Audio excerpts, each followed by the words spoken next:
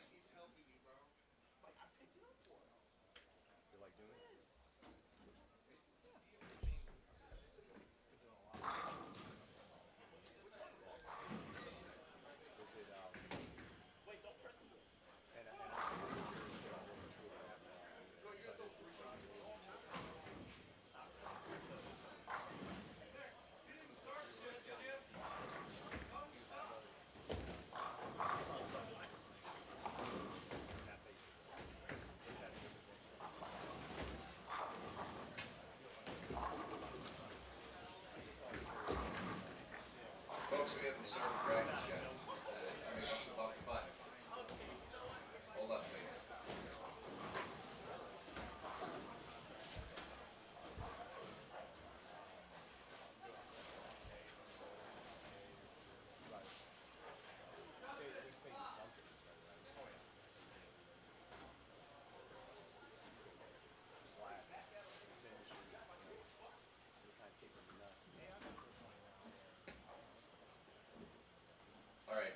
choose one. So now we can start, you guys.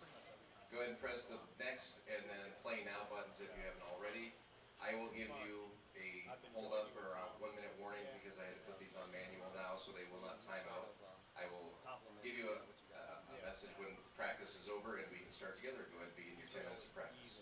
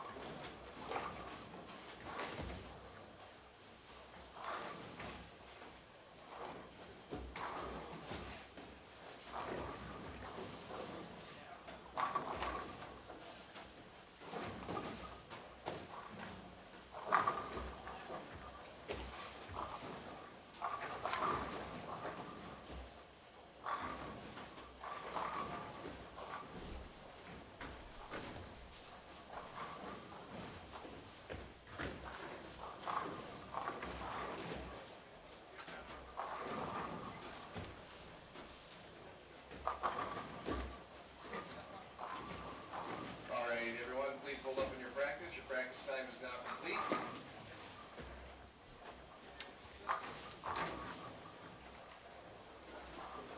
It is time to start your competition. Please press the start play button on your lower touch screens. And when you begin, we wish you good luck and good scores.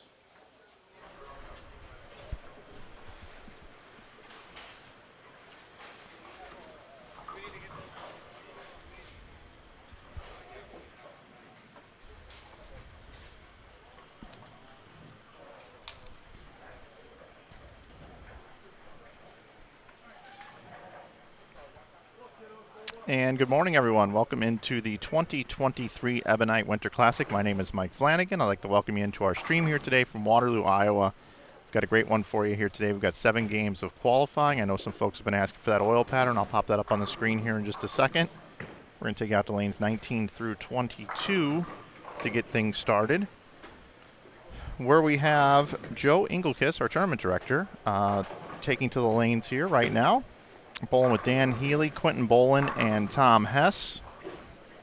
Right next door, we've got Justin Aboud, Cam Crow, Zach Grime, and Jarrell Morris right next door. No stranger to the stream, Jarrell and Cam, a couple talented players from Eric Littig's team right here, and Eric is in the house here this morning.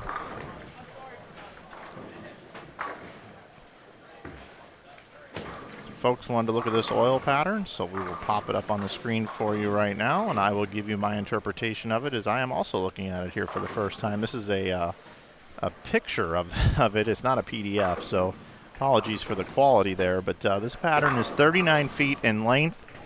It's a total of 32 milliliters of oil. They're using Infinity oil on the way down and on the way back. It's a just shy of a 2-to-1 ratio out there, which is very flat, very tough here. And a lot more volume on the way back. Only 10 mils on the way down, 22 on the way back.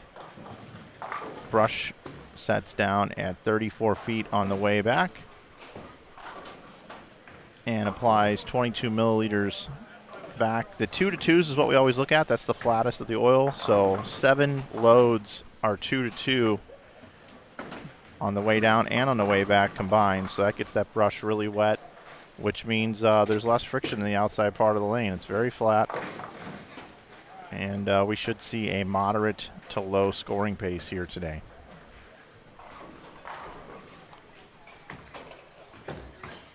We are here at Cadillac XBC like we are every Ebonite Winter Classic. And we've got some great sponsors that make this thing possible. We'd like to thank Ebonite being our title sponsor here. Also a booth sponsor, Brandon Steen and his team, the Steen team, who process mortgages up here in the Waterloo and Iowa area. If you're looking to refinance or buy a home and you need a loan, check out Brandon Steen and the Steen team. Also would like to thank the Waterloo Convention and Visitors Bureau, who have put over 6 figures into these tournaments over the last 12 years or so, bringing bowlers to Iowa. The Waterloo Convention and Visitors Bureau supporting bowling. Also, I Am Bowling is the jersey sponsor of the Greater Iowa Bowling Association. Of course, you can find out more about the Greater Iowa Bowling Association at GIBA-bowling.com. We have 2 events that we stream here on Inside Bowling, but they host a plethora of events throughout the year. But I Am Bowling, the jersey sponsor of the Greater Iowa Bowling Association, you can save 25% over at IamBowling.com if you use that coupon code GIBA. In addition to those sponsors, we also have the great brands of Budweiser and Bud Light also sponsoring the event here. And also we want to thank the OP restaurant over on Ridgeway for also being a sponsor, along with gas stations, Kwik Star, Kwik Trip, convenience marts here. If you're going to fill up your tank, make sure you fill it up at a Kwik Star or Kwik Trip.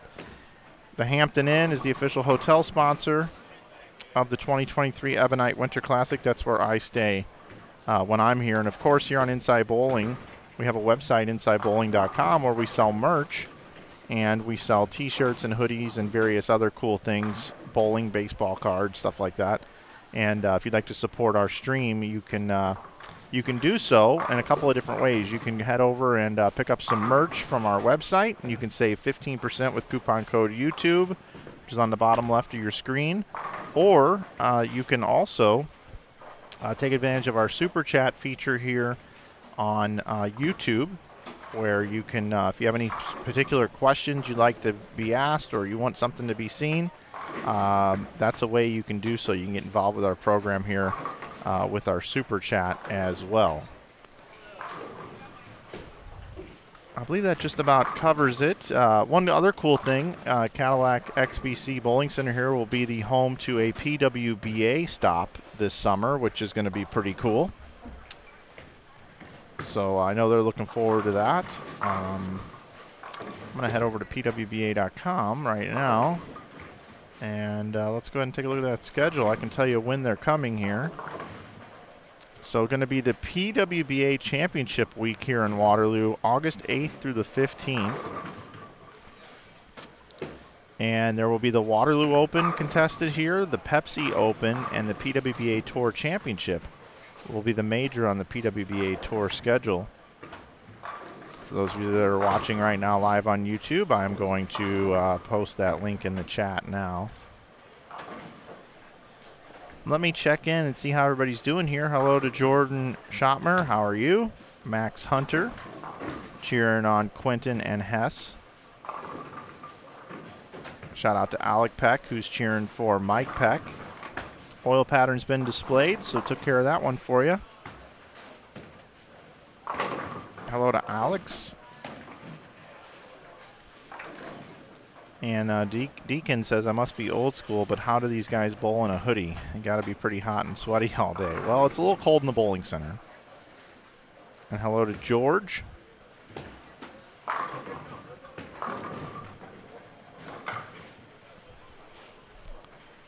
So I'll take a look at some ball reaction with you guys as we're just getting started. Again, we have squads today all spread out throughout the day. We've got this one here that got started a little late after 8 a.m. this morning. We've got a second squad for you today coming up at 1:45. And then we have a third squad coming up for you today at 7 o'clock tonight. Of course, we'll be back tomorrow morning at 9 a.m. with the Cashers round, which will be 6 games. And then we take the top 10, make it into a bracket with the top 4 receiving buys into the stepladder finals. The players out of the bracket will determine who will be the 5th seed on that show. So again, very, very demanding oil pattern, very flat. Take a look and see how Tom Hess is attacking this pattern. Pretty much playing right up to second arrow, looks like with urethane.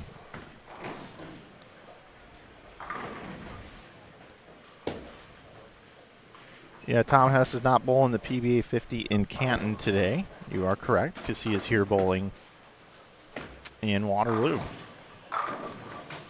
And I do have to say, I've been covering the PBA Tour this entire season with my friends over at Bowl TV. And whenever I come and do my own events, amateur tournaments, first of all, I've been coming to Waterloo for over 12 years. I think this is about my 20th broadcast up here. I come here twice a year. And Joe and Rosie and Jennifer are amazing tournament directors. They all run this event. Cam Crow there, I thought that 7 might have stood up for a second. But I love coming here. But, you know, I've been covering the PBA, and the PBA has been a lot of fun covering the greatest bowlers in the world. And we see nothing but flat patterns out there. And I love coming to these events because I get to see the flat patterns as well.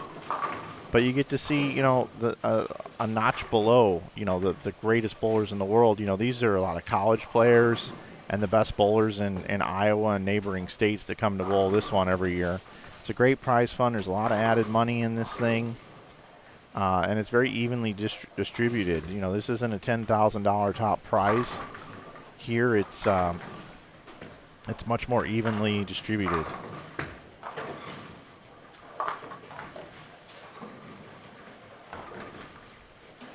And you can see the prize fund over at GIBA-bowling.com. you click on the schedule, and then you go down to this event, Ebonite Winter Classic. You click on more information, and it lets you know that it's a $160 entry fee, $135 goes to the prize fund, $25 goes to lineage and expenses. And first place in this one here, 204 entries, is $3,000 on a $160 entry, $2,200 for second, $1,600 for third, $1,300 for fourth, $1,100 for fifth. Sixth place gets $1,000. And they do pay out all the way down to $200.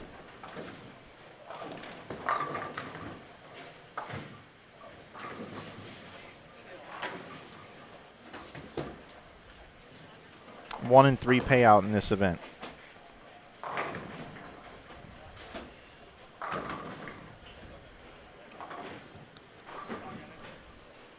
Mike, how would I play this pattern? Or how would you play this pattern? Let's see. Well, I guess we start with the rule of 31, right? So if it's 39 feet and you do the rule of 31, you take 39 minus 31, so you should be around the 8th board at 39 feet, right? So I'm going to want to make sure that my ball is getting out just right of the dark board down lane. Okay, so that's where I want my ball to be. I want it to roll probably one board right of the rangefinder down lane.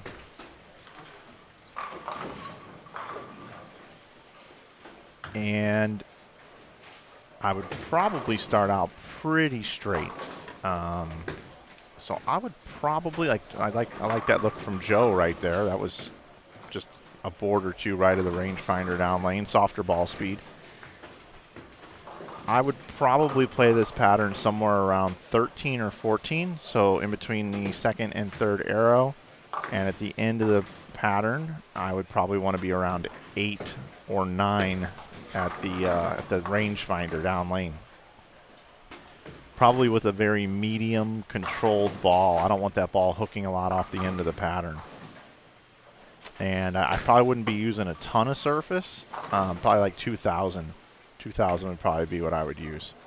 So, but I don't bowl a lot anymore. But to a player that was repeating shots and was a good bowler, that's probably where I would probably start. And then you can cheat left from there.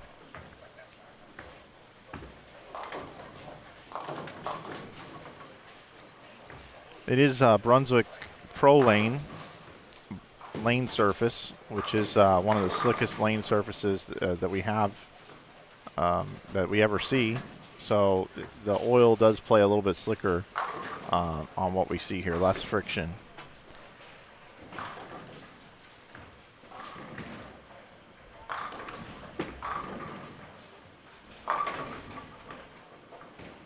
Friction going up 5.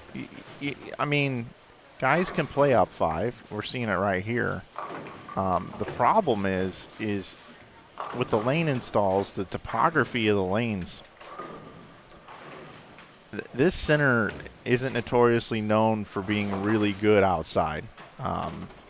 It's kind of squirrely out there, so I would stay away from going right up the outside.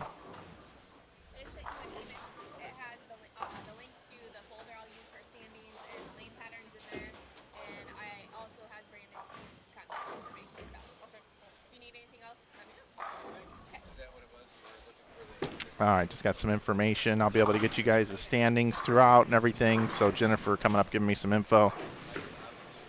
I'll have that for you as well. So let's watch Hess here. Let me take a look at something here. Hess is just right on top of it with urethane here.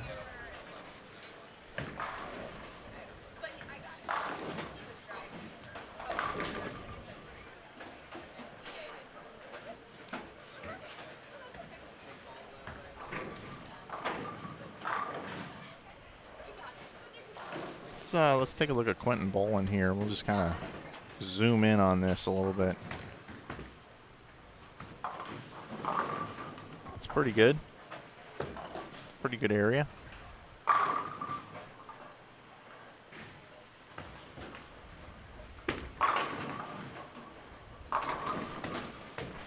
Jarrell and Cam are just going to jam urethane in there.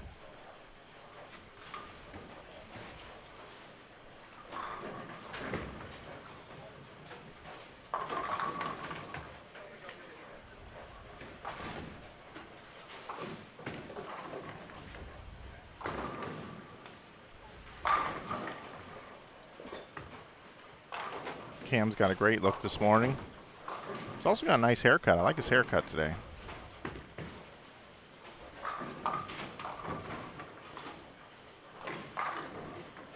Cam and Jarrell and Tom Hess are three of the best players in the field. Now, that's very uncharacteristic for Jarrell to miss that. That's single pin. He's missed 2 single pins here. A little rusty this morning. You guys want to know who else we have on the squad here today? I think I can go through everybody for you. Down on lanes 3 and 4, we got Isaac Erickson with Andre Tacorda, along with Jacob Bianchi and Josh Zilk. Lanes 5 and 6, we have Josh Collins, William Jones, Ryan Spear, and William Young. 7 and 8, we got Josh Burke, Corey Cavins, along with Chris Fordyce and Zach Van Dusen. 9 and 10, Kenny Calkins III, Sean Riley, along with Russ Cruz Jr. and Dwayne Kiltz. 11 and 12, we got Brett Lloyd and Louis Lugo, along with Kyle Rosenberg and Jenna Williams. 13 and 14, Dave Barris and Dave Lubinsky, with Drake Bazzi and Colin Smith. 15 and 16, Alex Denton, Zach Denton, Kyle Kroll, and Josh Powell. 17 and 18, we got Chris Gregg, Shane Schoen, Joe Walker. Oh, excuse me. Joe Walker. That's correct. We'll skip over these 2 pairs. We'll go down to 23 and 4. We got Blessing Light along with Riesland, Greg Olson, Lance Rockwell, Roger Harford,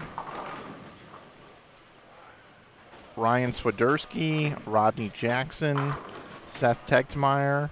27 and 8, we've got Isaac Goodman, Bruce Rollins Jr., along with Jason Pint, Harley Shane.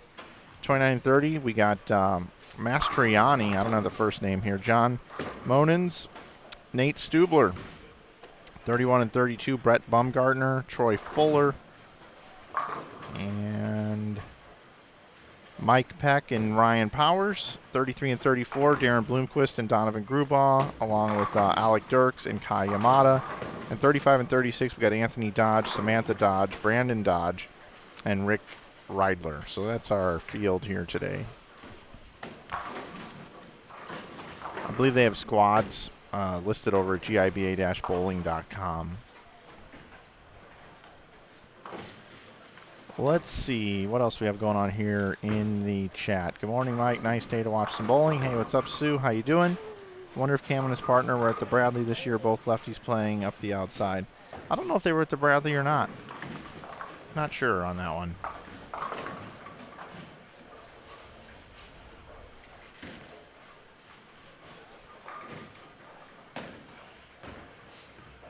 Jennifer shot me an email, she said.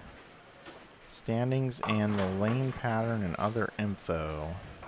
Oh, there's the PDF right there.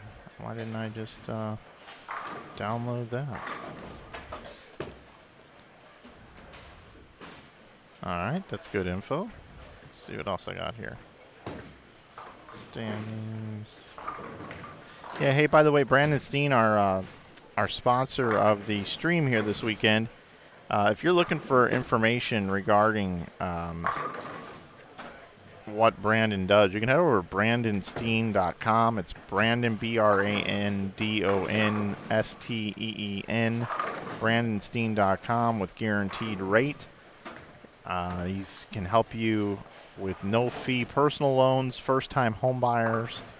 He's also got a nice mortgage calculator over there and lots of loan options for you. Brandon Steen from the Steen team is here to take care of you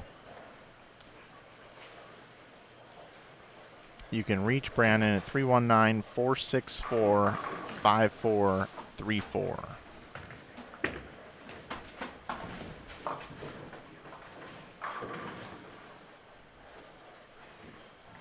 I'm going to put in the chat here standings link right there. Put that in there, and I am going to pin that one. So there you go. You got some pinned messages there. Hey, Kyle, no problem, bud. No problem. Happy to do it. Is there any way we can change cams from pair to pair? You know, Flow Bowling kind of messed that up for me. Flow Bowling came out and decided they were going to stream 6, 8 streams, and then, of course, obviously Bowl TV, when I work out there with those guys, also the same situation. You know, we got 6 to 8 streams available there. And then here I am on my little independent network over here inside bowling, and I just provide one stream for you guys. And just to give you a little more information than you probably care to know regarding that, is I actually have the capability of doing a second stream here. I have the equipment to do so. But I checked my internet connection, and I only have 7 upload here in this building, 7 meg upload. And I stream at 4 per stream. Right now I'm streaming to you at 4 megs. So I don't have enough bandwidth to even do a second stream in this building right now. So even if I wanted to, I couldn't. Unless you wanted to see this at like 720, 480p type quality at a lesser bandwidth, I could do 2 streams out of here. So really, this is more of a show where you get to see a lot of different players come through. I keep you updated on the standings, and we have a good time here. And that's kind of what this stream is about. Would I like to eventually get to 6 to 8 streams every time I go out? Sure, absolutely I would. No question. Each pair of lanes would be around $3,000 roughly to do that. And when I come up and do these events here, it has to switch to reactive, which I think is the right move. But when I come up and stream these events, you know, I'm not super expensive. Let's put it that way.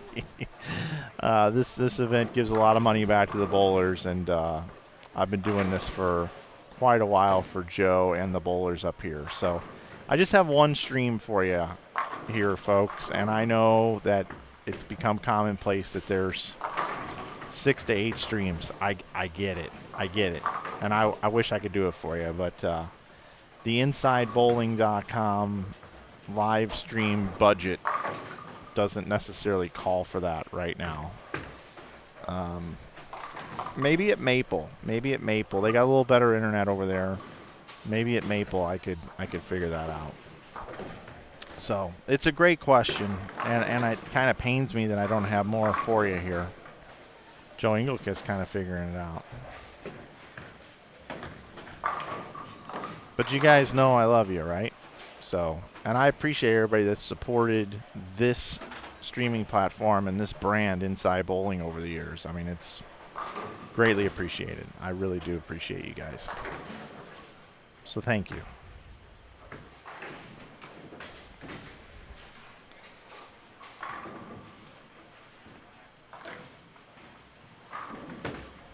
Who's my horse in the race? Who do I think will win this year?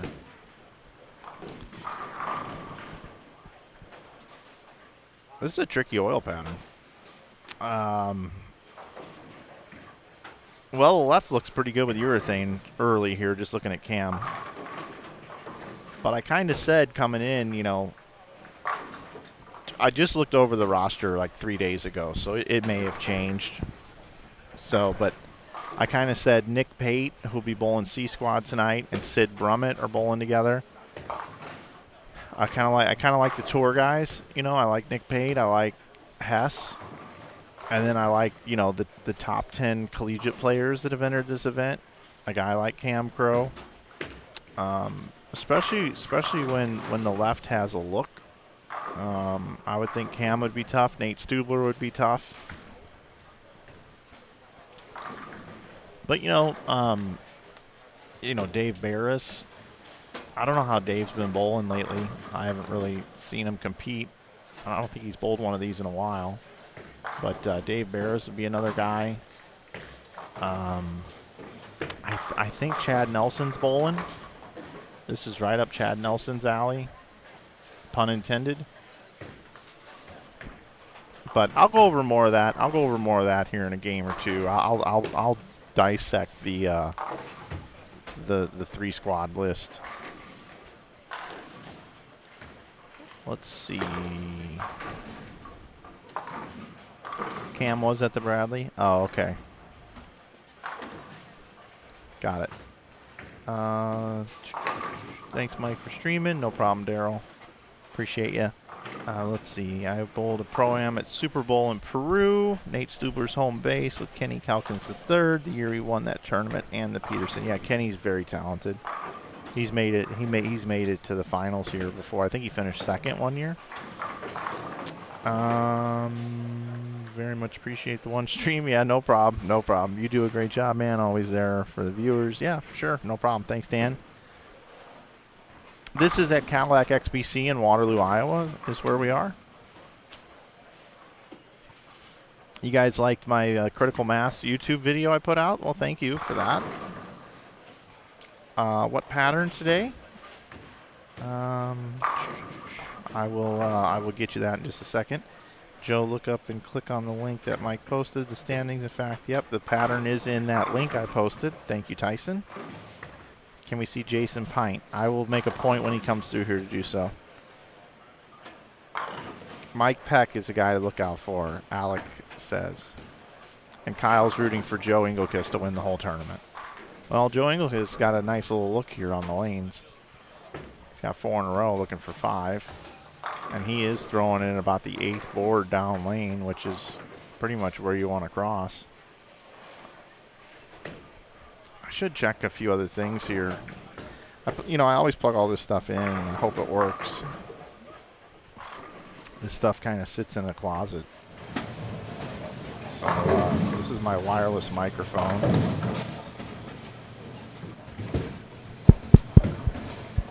Checking my levels on this thing. Let's see.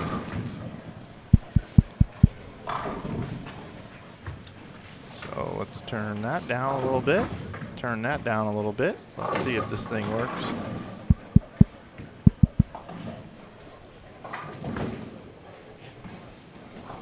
All right, I got my wireless microphone working, guys. That's good to know. It's just me. It's just me up here. So I always say this is kind of my Vin Scully impersonation. What a nice finish from Joe Engelkist. 216 for Joe. Wow.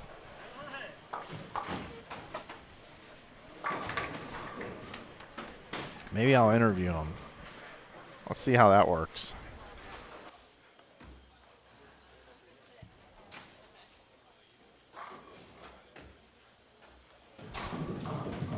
All right, here I am. I've got my wireless microphone.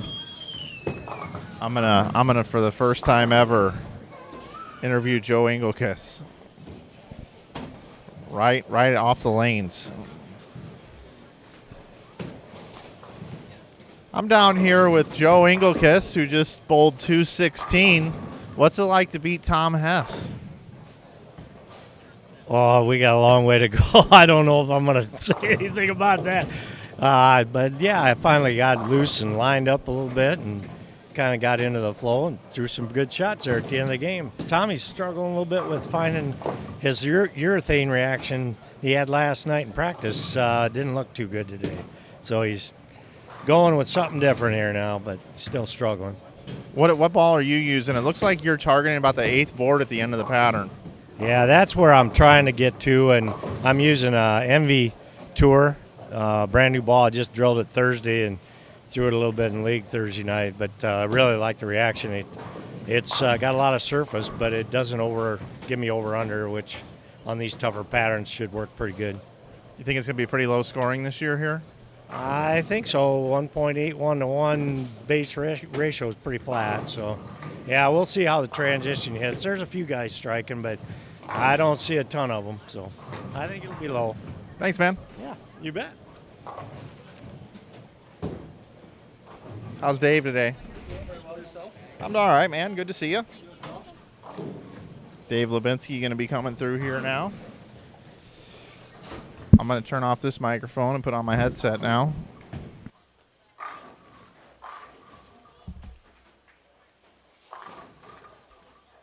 All right, I'm back on this headset. So 198. Saw 216 from Joe. Hess bowls 149. Rough start. But Tom Hess is capable of getting out of that hole. And 195 there for Mr. Healy. Cam opens up with 224. Jarrell had 152. Looks like Zach here can still bowl 228 and 170.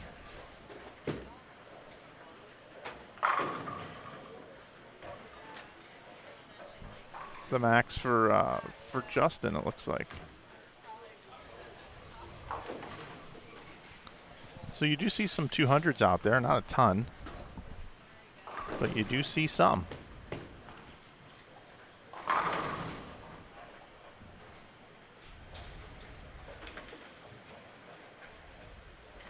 Joe is the GOAT. I love that.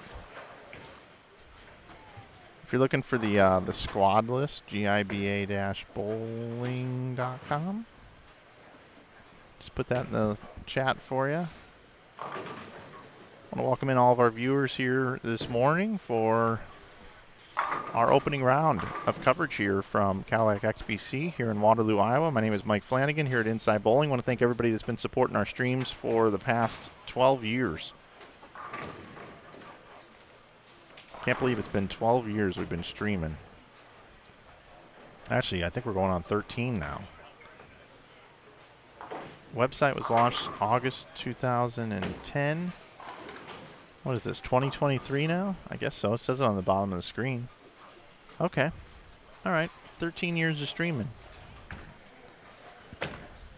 Not California streaming. Missouri streaming. That's where we started. All right. Let's go check out this other pair. Or other double wide, I should call it, I guess. We are in game number 2. Let's see who we have. I want to thank Jennifer for getting me this lane assignment sheet. Helps me out a great deal. Not all tournaments get it to you. I'll tell you, I get really spoiled on the PBA Tour. All right, here we go. 13 and 14 started with Dave Barris, Dave Lubinsky, Drake Bazzi, and Colin Smith. And we see them on the right side of your screen right now. Next door, we got Brett Lloyd, Louis Lugo, Kyle Rosenberg, and Jenna Williams. So that's who we have in game 2 for you here on my pairs just to the left of my booth. We do have game number 1 still finishing up next door. A little out of whack here this morning. Alex Denton and Zach Denton, along with Kyle Kroll and Josh Powell, finishing up. 212, 175, got a possible 193, 172 with the back 5 strikes.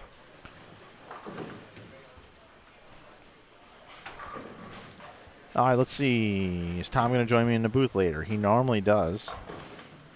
Tom and I have a very interesting week here together. We're both going to the same stop after this. So I got to be in Jackson, Michigan to stream the PTQ for the Jackson Classic Monday morning at 9 a.m. So I'm streaming here until like 11 tonight. And then tomorrow from 9 to like 4. Got to pack up for about an hour. And then I got to drive 7.5 hours to Jackson, Michigan. Tom Hess also has to get to Jackson, Michigan after this event. So if Tom gets eliminated before the finals, I'm sure he's going to head on down the road. But if for some reason Tom Hess were to win this event or make it very, very far, there's a good chance that Tom Hess and I will convoy down the road, and we will travel following each other.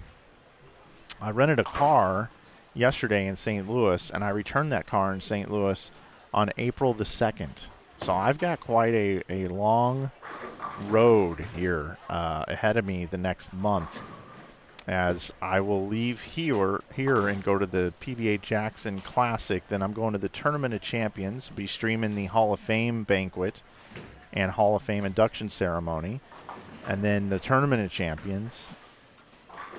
Then I will head home for a few days to just recharge the batteries over St. Patrick's Day weekend, and then I will head out from there to Indianapolis and then on to Kokomo, Indiana. Then I'm going to have the Southland Bowling League streaming right here on Inside Bowling. Dave Lamont actually will be bringing you the action for the first day. That's the weekend after the Kokomo Classic. So I'll be streaming Southland Bowling League NCAA Women's Bowling with Dave Lamont that weekend right here on Inside Bowling, and then I will head out of there, and then I will go to the USBC Masters. I'll be streaming the USBC Masters with Bowl TV. All those other PBA events, of course, are on Bowl TV as well. Dave Barris, nice effort there. And then from there we go to I go to St. Louis for a couple days. I'm home for like 4, and then it's off to the World Series of Bowling in Milwaukee for about 12 days. I'll leave before the shows, and then I get a couple of weeks home, and then it's to Players Championship, and then Roth Holman doubles, I think. So I got a lot. I got a lot going on here. But this is very refreshing here this weekend to be back home where I'm treated like a king up here in Waterloo. You folks up here are just tremendous. From the proprietors to the staff to the tournament directors to the fans and to the bowlers. Treat me amazing here in Waterloo. We are in game 2 of 7. Glad you're with us. Mike Flanagan here with you on the call. Inside Bowling broadcast here on YouTube. Again, if you want to support the stream, you can by checking out our merch store over at InsideBowling.com.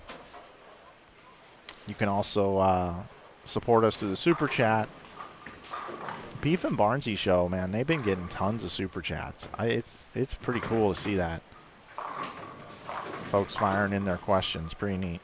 But, of course, you don't have to. The only thing that I do ask that you do is hit the like button down below and share this broadcast with your friends.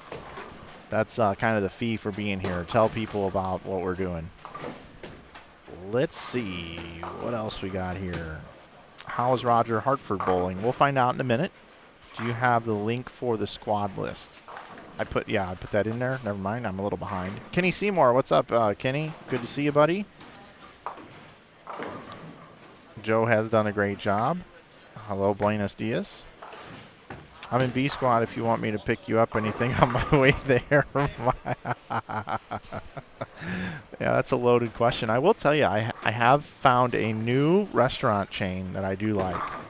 Of course, when I come up here, I always grab some food over at the OP on Ridgeway, as they are a sponsor of this event. That's a place I definitely recommend that you stop. I'll be going there a little bit later today. But the other place that I've been kind of liking here lately is this place called Carlos O'Kelly's. It's a Mexican restaurant. It's becoming one of my favorite chain restaurants. They're like everywhere too. Highly recommend Carlos O'Kelly's. Pretty good stuff. Pretty good. So as we've been watching the bowling here again, just to let you know, on the right side of your screen, Dave Barris, Dave Lebinsky, a couple of Eagle winners there, and Drake Bazzi and Colin Smith. And then right next door, just getting underway in Game 2, Brett Lloyd, Louis Lugo, Kyle Rosenberg, and Jenna Williams. Jordan, I appreciate the thought there, bud. I have no idea what I'm going to want by then, but very kind of you to to offer that. Oh, they got a past winners XLS spreadsheet in that link I have pinned at the top as well. Here are our winners. So I've been coming here since 2012. Yep. So let's go over these. So in 2011, Matt McNeil won the first, what they call their major tournaments. They have 2 a year. So he won the one in 2011. And in 2012, they just have one event. It was Derek Sapp, and that was the first one that I streamed. Then Nick Howman won in February of 2013. I was here for that one. I did not make it in September of 2013, where Jason Poley won. I did make it in 2014 for both events, February and September. Casey Murphy, Tom Hess, the winners. Also called the one in January of 2015, which was Matt Smith. In 2015 in September, Steve Keeler took it home. I was here for that one.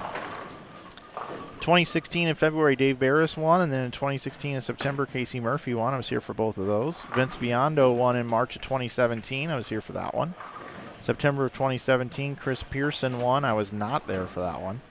February of 2018, Nick Pate won. I was there for that. September of 2018, Tom Hess won. I don't think I was there for that one.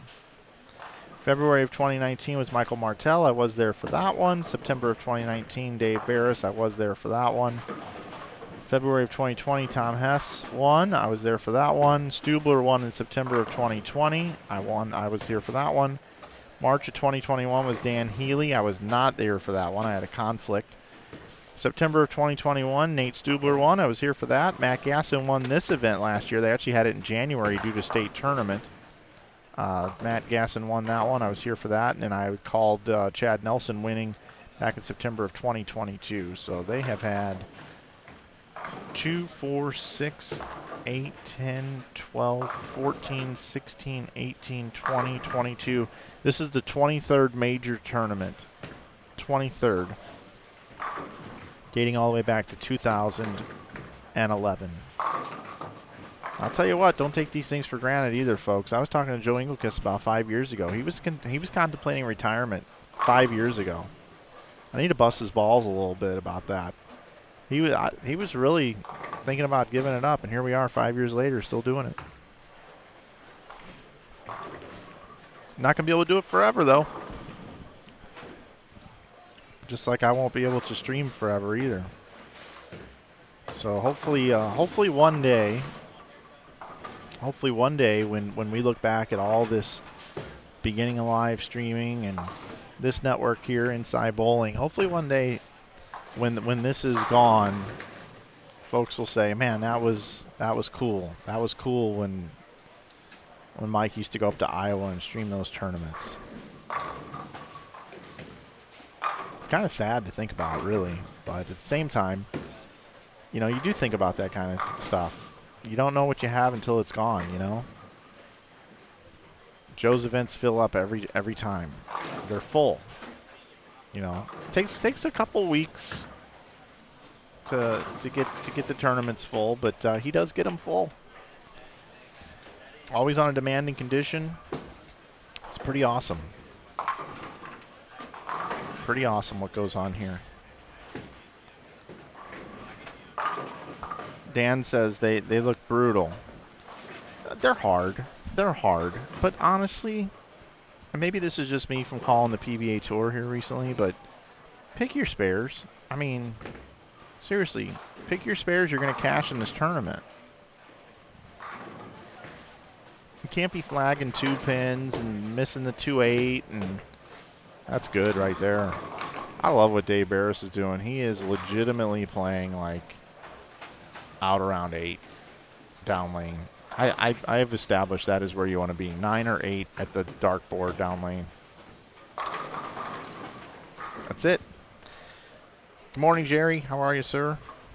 I'm going to take a quick stroll. I'm going to be right back. Be just a minute.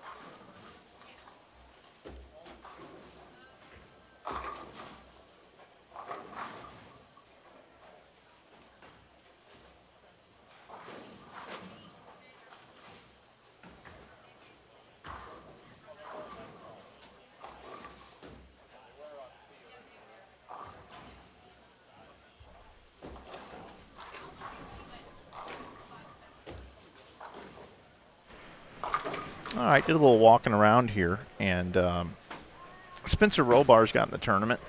He was first on the waiting list earlier this week, but he's bowling. He'll be bowling today. So that's somebody was asking, who do I like this week? Well, Spencer Robar would probably be somebody I would lock to put into the top 10.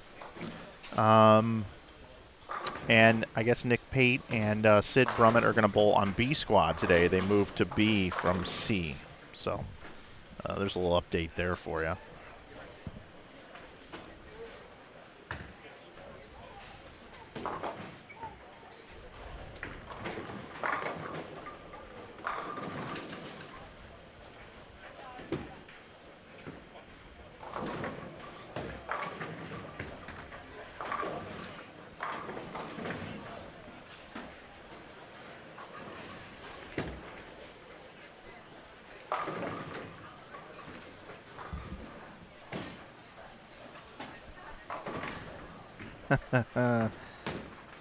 Yep, Jordan, I had one last night.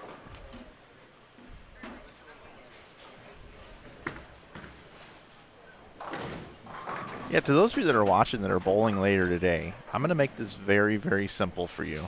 Very, very simple. First of all, it's not going to take a ton of score to cash in this event, okay? And that's the first goal, is to cash, right? Stay out of trouble. Don't try to hook the whole lane, and don't try to play too far out by the gutter, unless you're left-handed. And watch what Dave's doing right here. You can shape it a little bit right there. Dave's got it going on. He's a little bit further left than I would probably like to see most players, but he can do that because he sets it so softly onto the lane. It's like setting it onto a glass coffee table when he sets it down. But he's getting through it really good, very consistent with his release. And he's going left to right through the front. It's reading the mid lane and coming right off the end of the pattern just about perfectly.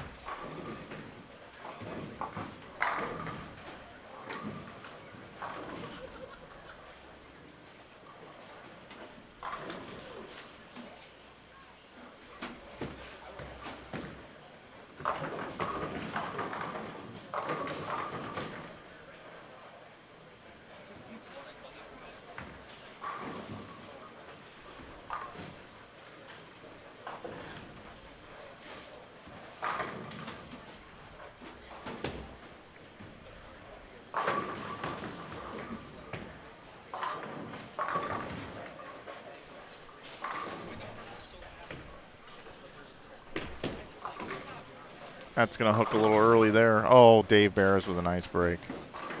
So here, let's watch Lubinsky real quick. Watch what he's doing here.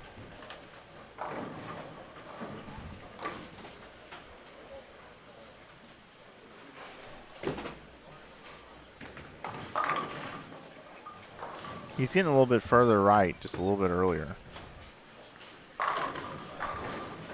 So he's out around the fifth board at 37 feet or so.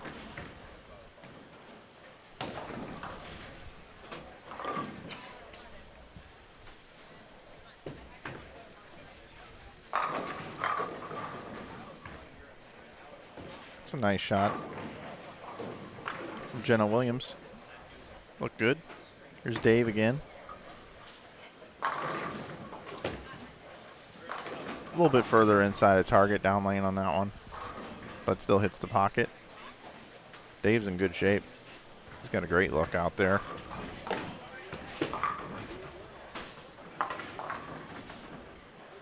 Am I switching back to the other pair?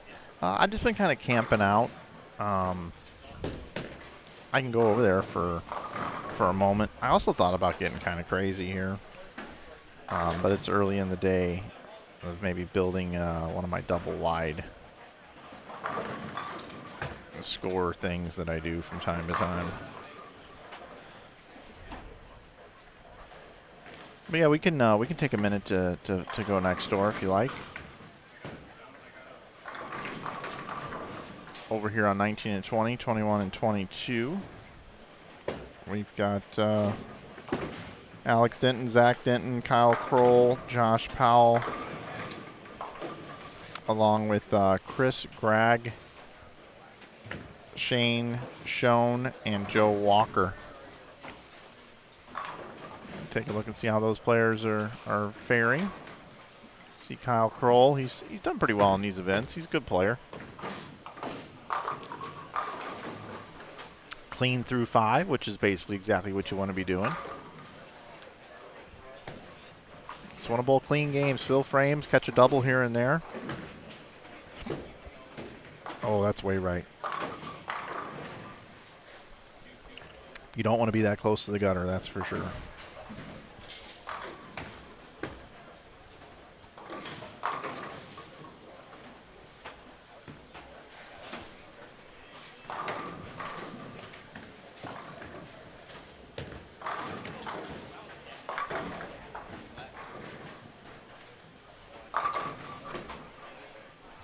By the way, I love Alex Denton's jersey. I talk about it every time. It's that old throwback jersey, the look from the Cups in the late 80s, early 90s. Maybe even a little bit later than that design.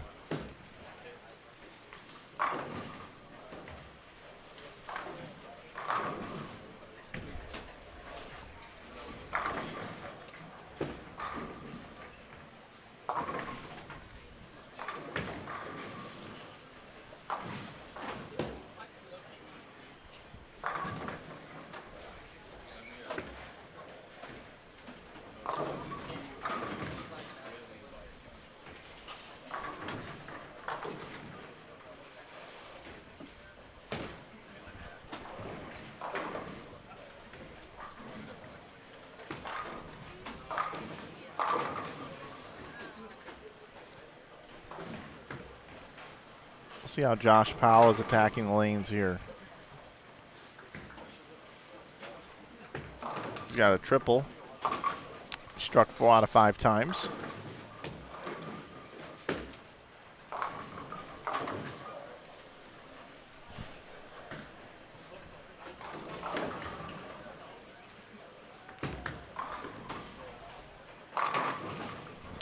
All right, I think we're going to bounce out of here. Go back over here.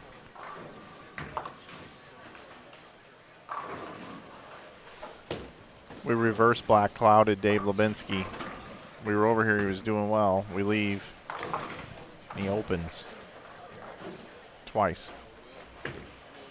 Missed the 10 pin and then went 2-4-10 the next shot.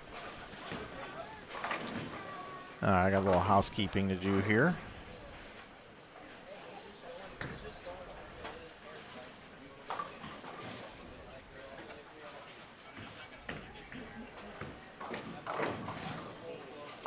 Got this oil pattern here. I need a screenshot.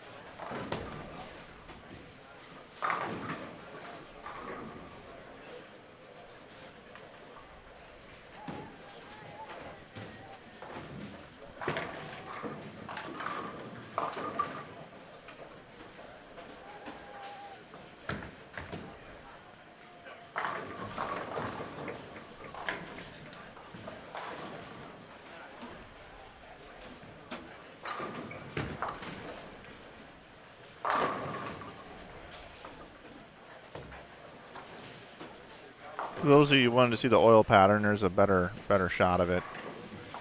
It's actually the Ebonite Winter Classic, but we're not worried about that. Up at the top there is your oil pattern. If anybody wants to screenshot that, or you can always just go back and and replay it.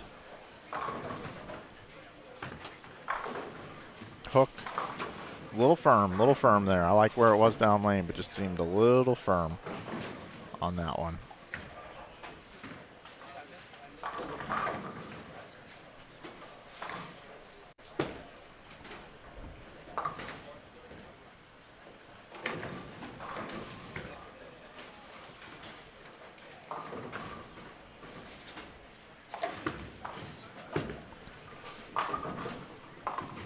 Hey, thanks, Scott. Appreciate it. Have I looked into a cable camera motion system? No, I have not, and probably won't. I can only imagine what that costs. And what time I'd have to get here to install it with league going on. Sounds great.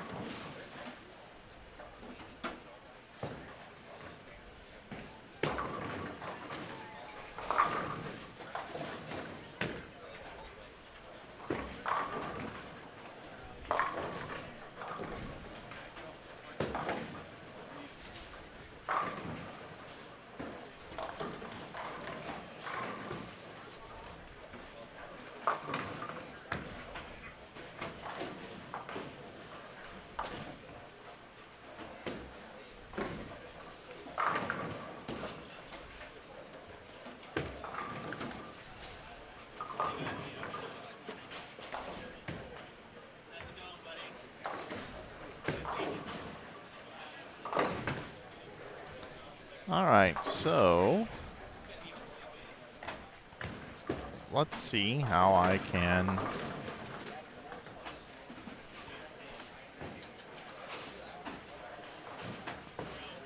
be of assistance here. What is the best way to do this?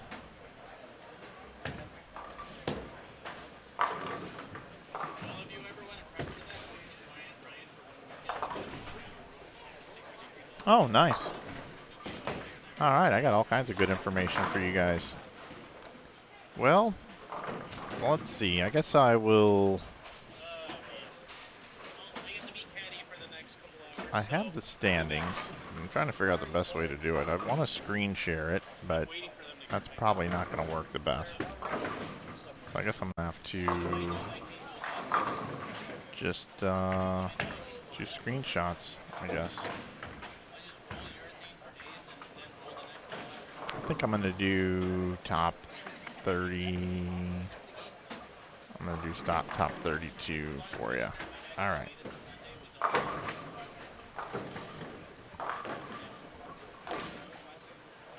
There we go. All right, folks.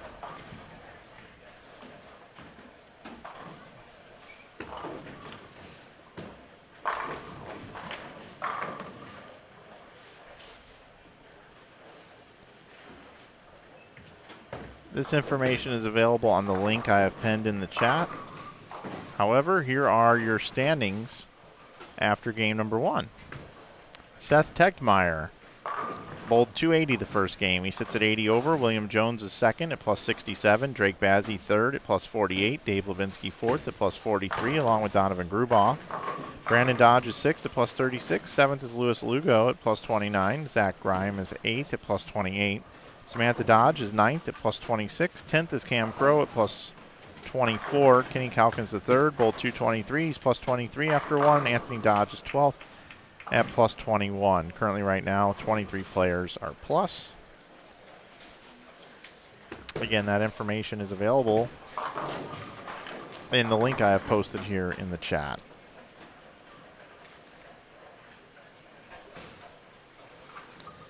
The other piece of information I was made aware of, and I knew this already, but didn't even think about it. If you go to lanetalkstats.com, you click on live scoring, and then you type in the name of the center, which is Cadillac XBC, you can go and check out live scoring.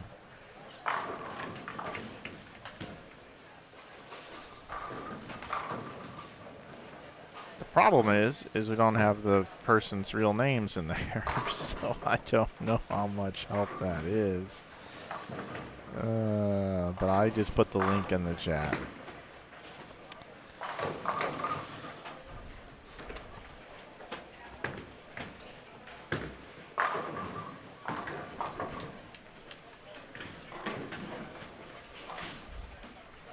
It does give me the ability to check on any 300 games, although I would probably say there won't be a 300 game here this week. This weekend at this event, doesn't seem like that's going to happen. Come on, Dave, don't miss that. All right, 185. Posted up on the board by Dave Barris.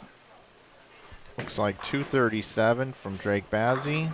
Colin Smith, 202. Dave Lubinsky can bowl 215.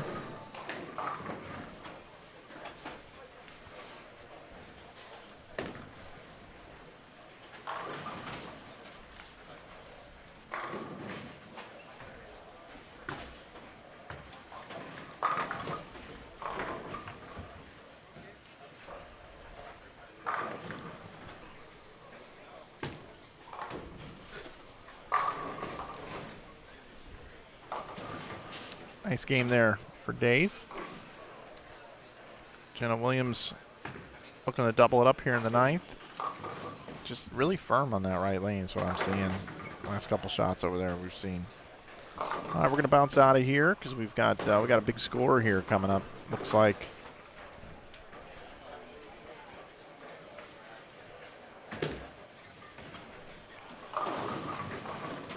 Alex Denton can still bowl 190. Zach Denton, right below him, can bowl 203. Kyle Kroll can bowl 225, and Josh Powell can bowl 280. Next door, looks like we had 204 from Chris Gregg. And, Chris Gregg finishing up right here can bowl 145.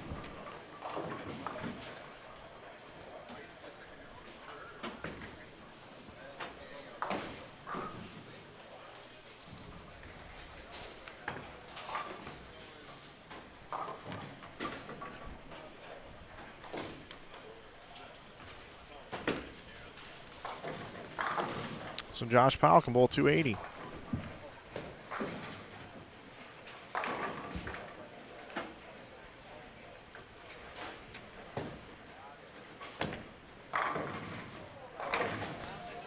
I do not have a lane assignment sheet to share.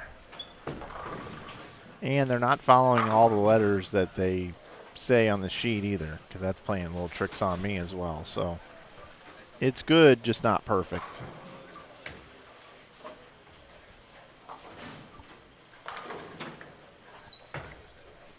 Also, if you look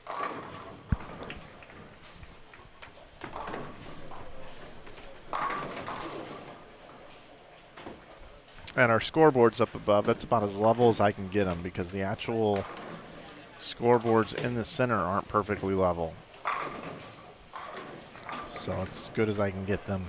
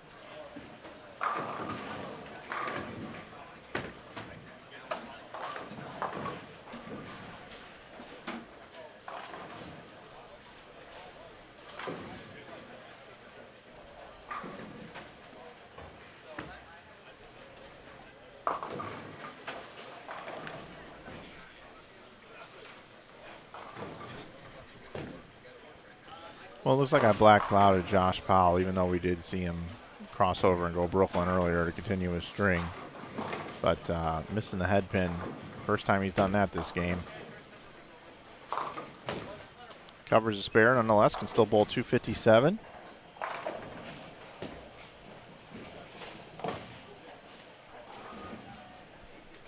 Nice comeback game here for Josh. As he bowled 172 the first game, it's going to get him back to plus here. Get him into plus.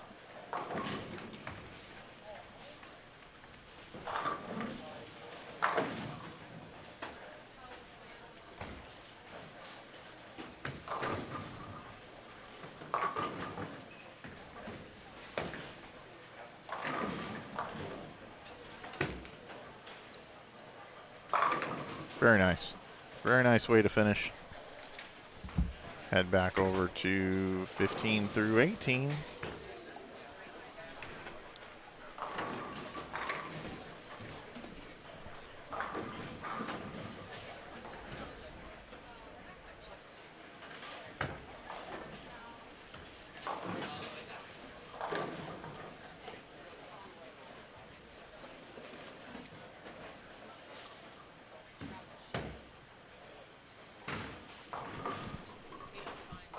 Once again, if you're just joining us, Mike Flanagan here with you. 2023 Ebonite Winter Classic here in Waterloo, Iowa at Cadillac XBC. Bowling a very flat oil pattern.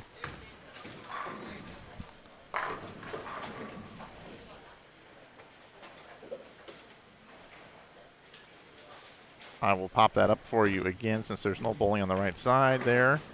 There is the Winter Classic oil pattern. I want to thank our sponsors, Ebonite, I Am Bowling, Budweiser, Bud Light, OP on Ridgeway, Kwik Star, Quick Trip, Hampton Inn. Of course, the Steen team, Brandon Steen. Go to brandonsteen.com if you're looking for any personal loans or mortgage help. He can help you out. Also, the Waterloo Convention and Visitors Bureau, and, of course, our store at InsideBowling.com. That's going to do it for Game 2. Looks like we're getting ready to go into Game number 3. I have no bowling going on in front of me. So typically when that happens, I just bring it into the booth and say hello to you all. So hello to you all, everybody, here at Cadillac XBC. You can see that we'll have a little bit of traffic here behind me, the folks walking around. Not a ton of spectators in here this morning, but we do have a few. And again, this bowling center is going to be hosting a PWBA, several events actually. The Tour Championship there at the end of the season will be right here in the same bowling center. So it looks very familiar to you, as they are committed to scratch bowling here, not only with these events but also PWBA Tour here this year. So if there's anything I can answer for you, any questions throughout today's stream, be more than happy to do so for you. Glad you're with us and always supporting Inside Bowling right here. Looks like we do have some players that are going to start coming in over here on 15 through 18. So just like that, dig out to the lanes. So we're going to Game 3. Chris Fordyce, Josh Burke, going to be on the right side of your screen, along with Corey Cavins and Zach Van Dusen. Left side of your screen, we're going to have Josh Collins, William Jones, Ryan Spear, and William Young. That's who we're going to have coming up here in the next game. I'm going to step away for just a second. Game 3 will get underway right now. I'll see you in just a minute.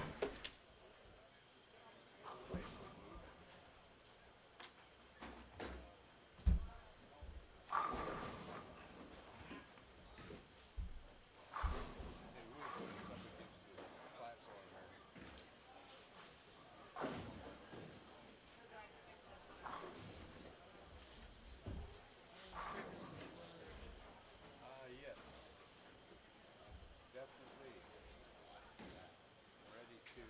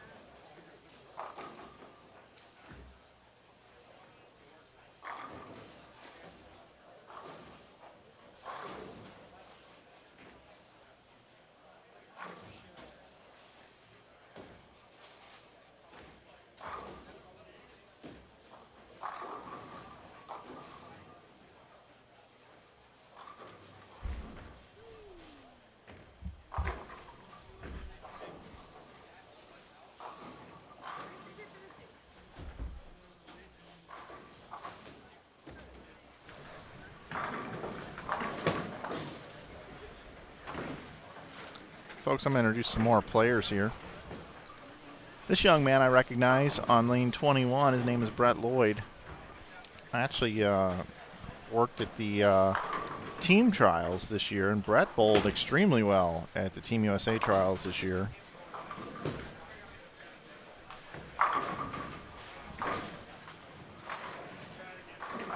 Brett bowling with Louis Lugo, Kyle Rosenberg, and Jenna Williams.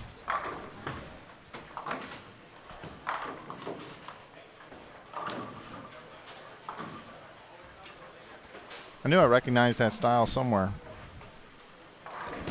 And then new players that we haven't covered yet: Kenny Calkins III, Sean Riley, Russ Cruz Jr., and Dwayne Kiltz. See Dwayne. He's in pretty deep. He's in very deep.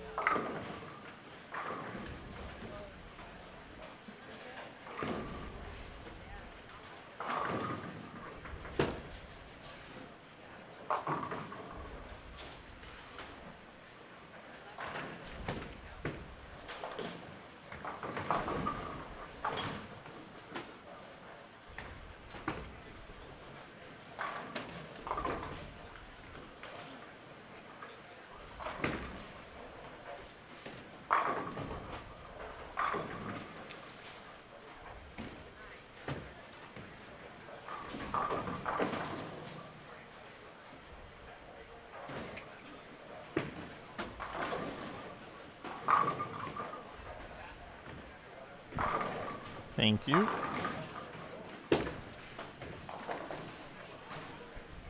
So looks like we got standings after two.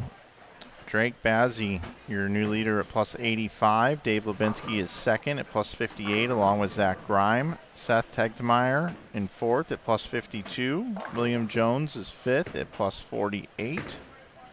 Kenny Calkins III is sixth at plus 47. Jordan Monins and Roger Harford, along with Donovan Grubauer, are all tied for seventh at plus 35. Kyle Crow is 10th at plus 34. Dwayne Kiltz 11th at plus 32. Anthony Dodge 12th at plus 31. Followed by Josh Powell at 29. Kai Yamada at 26. Ryan Swiderski at plus 22. Cameron Crow 16th at plus 17. Other players plus on the squad: Rodney Jackson at 11. Luis Lugo and Daniel Healy both at plus 10. Ryan Powers and Brandon Dodge are both at plus 5. Anthony Mastriani is at plus 3, along with Darren Bloomquist, and Nate Stubler is plus 1. Everybody else is negative.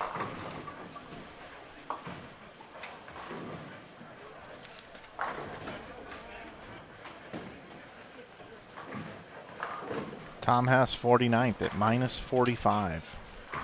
start his day. That's uncharacteristic. And if you want to see the standings, I have a link posted at the top of the chat.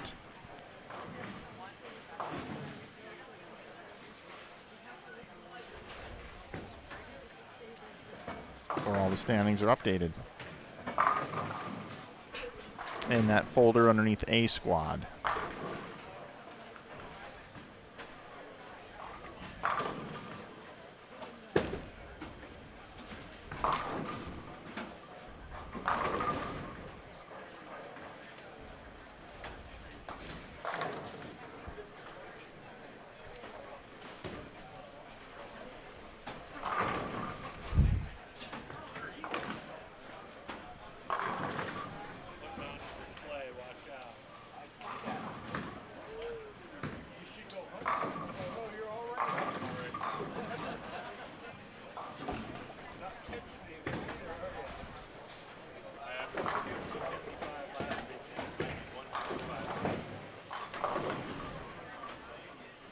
Hey, Chuck Ritchie, what invisible man?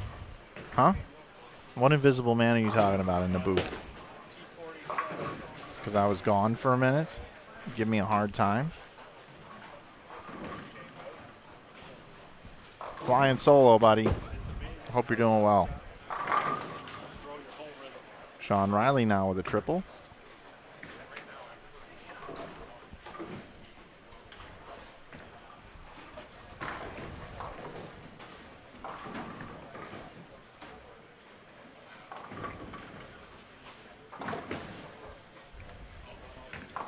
What effect is applying oil forward different from applying oil in reverse, tank A versus tank B? That's a good question, Tyson.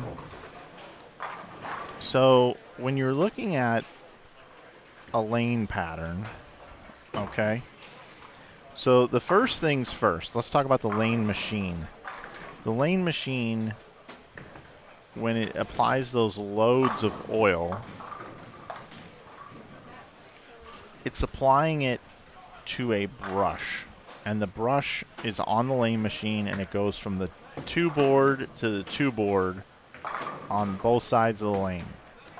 And that brush actually applies a little bit of oil outside of the two board, because if you take a brush, it kind of has a little residue off to the side. So really it's about the 1.5 board to the 1.5 board, okay? So imagine if you apply a bunch of oil to that brush at the beginning of the lane, and the machine is traveling at a slow distance. Well, that oil on that brush is still there. Yeah, it's being worn down to where there's not as much oil on the brush as it goes further down the lane and it touches the lane. Eventually there'll be no more oil left on the brush. But there's always some sort of residue, right? So as you build the load data, where the brush is getting wet, and it's going down the lane, it's actually pushing the oil down the lane, which is like downstream, right? Then when you bring it on the way back, it's applying the oil to the lane machine, but it's coming upstream, like the oil is being applied upstream because it's moving in that direction as it's being applied. So the more oil that's on the downstream, typically will push further down the lane. And the brush is always, most of the time, going to be real wet at the beginning, and then it starts to taper in as it goes down the lane. Then on the way back, depending on the speed of the machine is really key. The more oil you put in the middle of the lane on the way back, the more it creates kind of a hold or more push, or where the ball goes straight in the middle part of the lane. But because these are so flat, that second part of the oil being built up on the way back is really just giving you a little bit of shape so that they're not just completely impossible. I hope that kind of explains things a little bit. It's kind of hard to totally explain it without like having somebody here and showing you the lane machine and having you test a couple different patterns of like oiling down and then oiling back, and then what happens if you reverse them.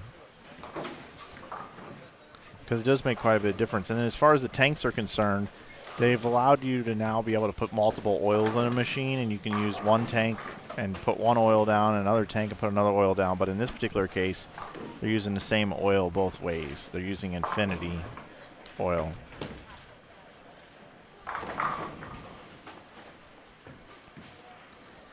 All right.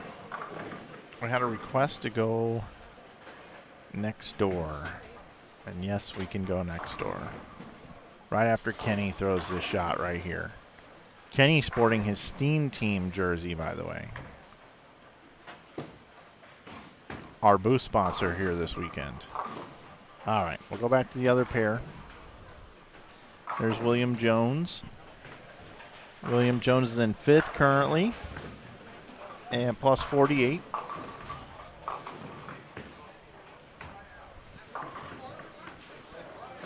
And I am blaming you, Reggie.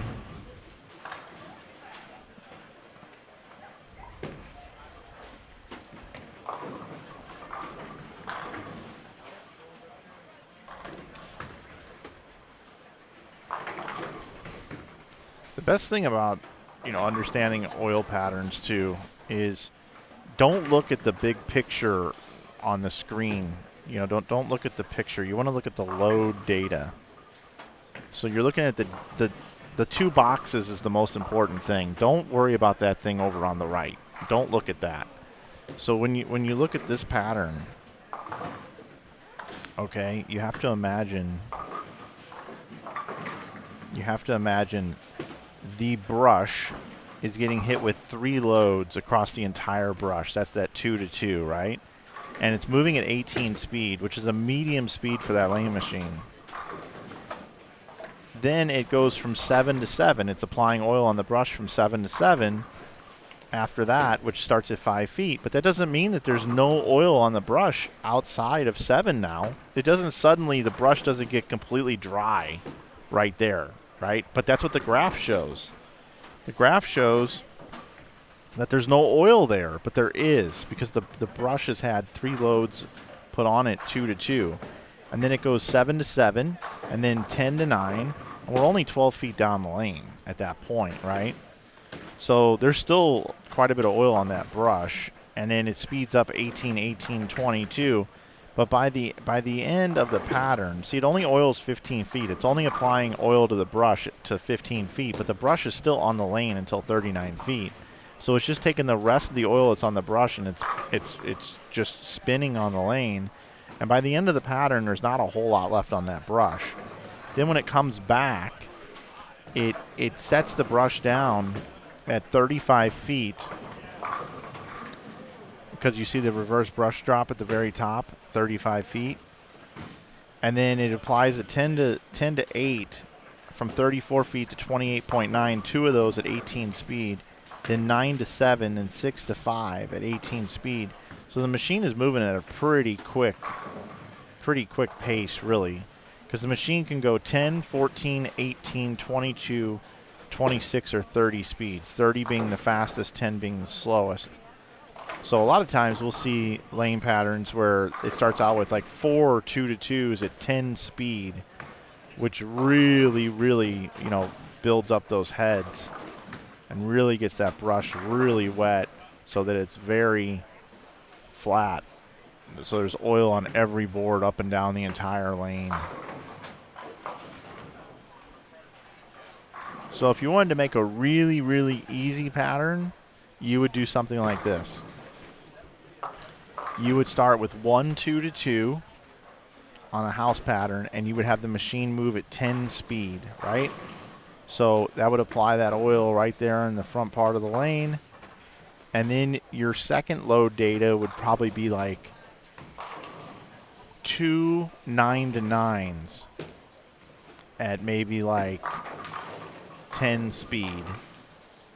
And then you would probably bump up your speed to like 14 for maybe a couple of 10 to 10s. And then you would probably bump up the speed to like 18 maybe for like some 11 to 11s or 10 to 10s, depending on where your track is. And then you would just keep applying that you could start to taper in a little bit. You could go like 11 to 11, 12 to 12, 13 to 13, and then have the oil like finish oiling at like 32 feet and buff to 42. And then on the way back, what you could do is that's where you could actually slow down your machine on the way back. And if you wanted to create like maximum hold, you could have the machine, the brush set back down at like, I don't know, 40 feet. Kind of buff back just a little bit, but then start applying a bunch of oil at like 38 feet. But you could put it at like right at the pocket line. So you could do like 15 to 15, and you could even go at kind of a slower speed, like maybe 18 or 14 down lane.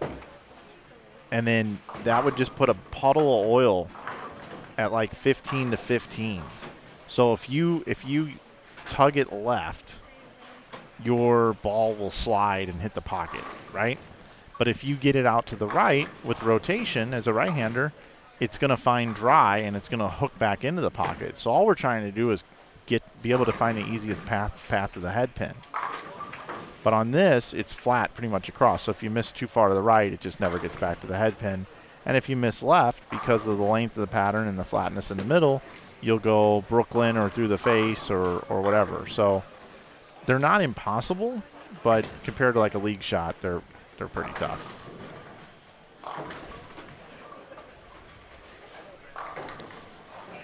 But here's Ryan Spear on the front 7.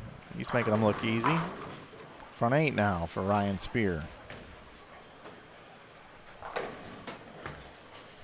That's going well. Going well for Ryan today.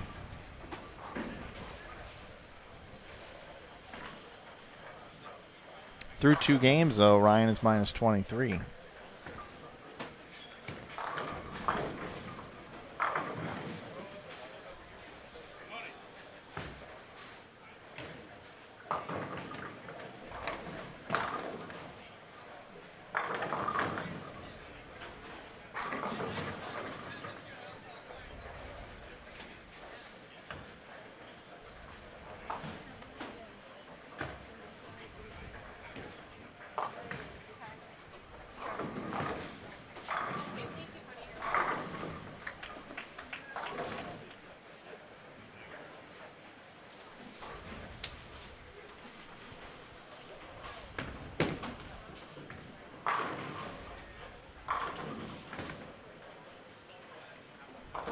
No problem, Reggie.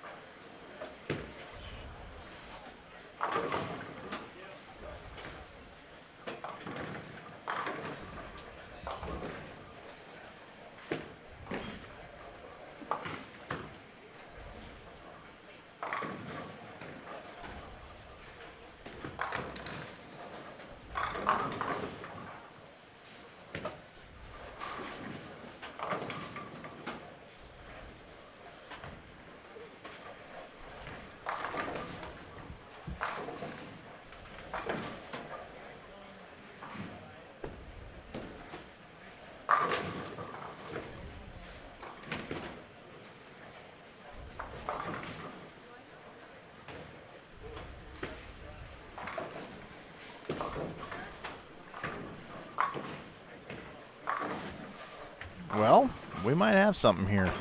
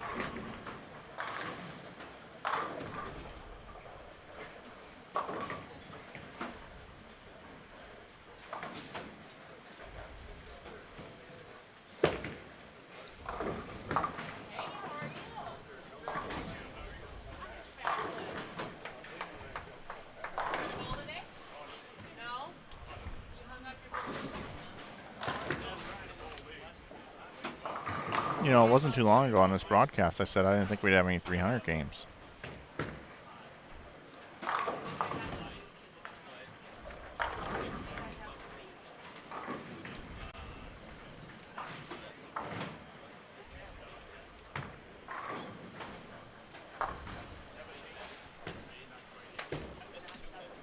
However, we might have an opportunity for one right here, right now.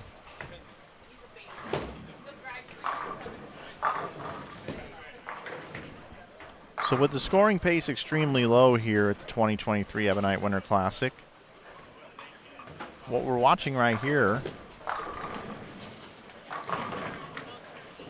with Ryan Spear is pretty incredible. He's got the front 9 right now. Make that the front 10 with the light wall hit there. Ryan currently is minus 23 after 2 games.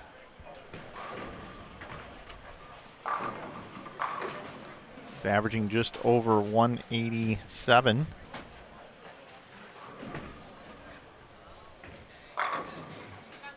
.187, 188 range there.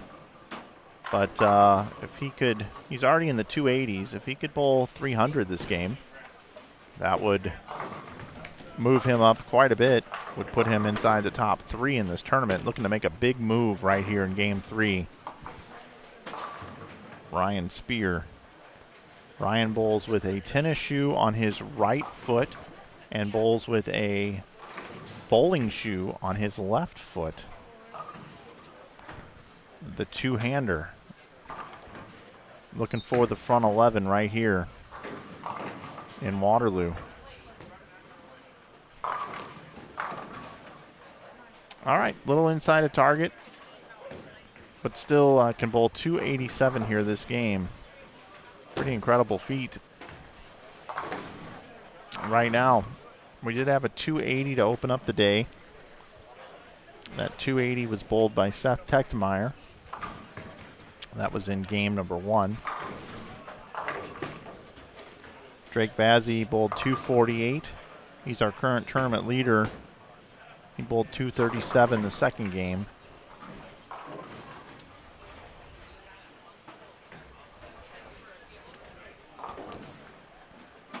As far as the roster is concerned, you can head over to GIBA-bowling.com, and there are some roster sheets there available underneath this event. I want to welcome in all of our viewers here today on Inside Bowling. Thanks for watching.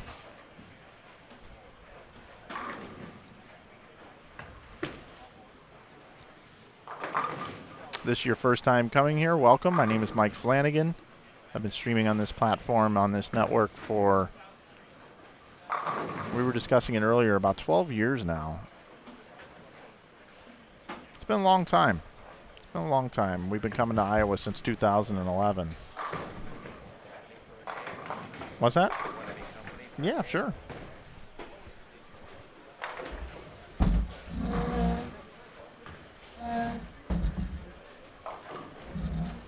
This headset's not the best, but So my guys are going to be here and here. yeah, perfect. Yeah.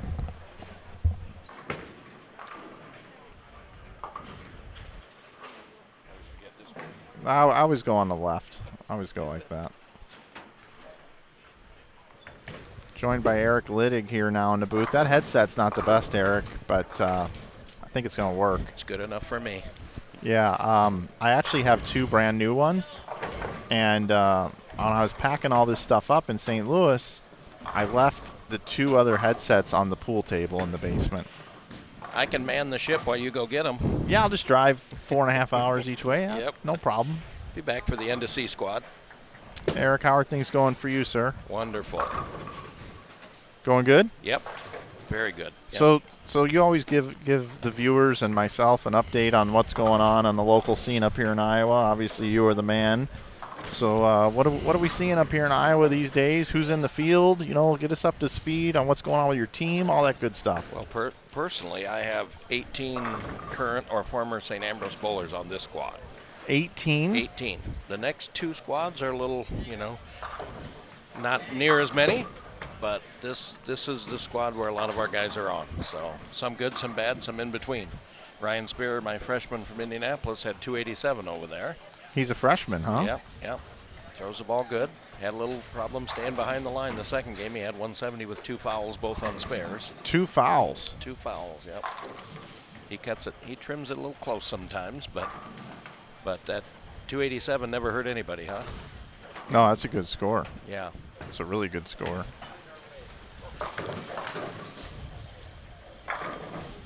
I saw after 2 games, kind of the cut was right around a little over a few pins. You know, if you take 21, I think it was +5 after 2.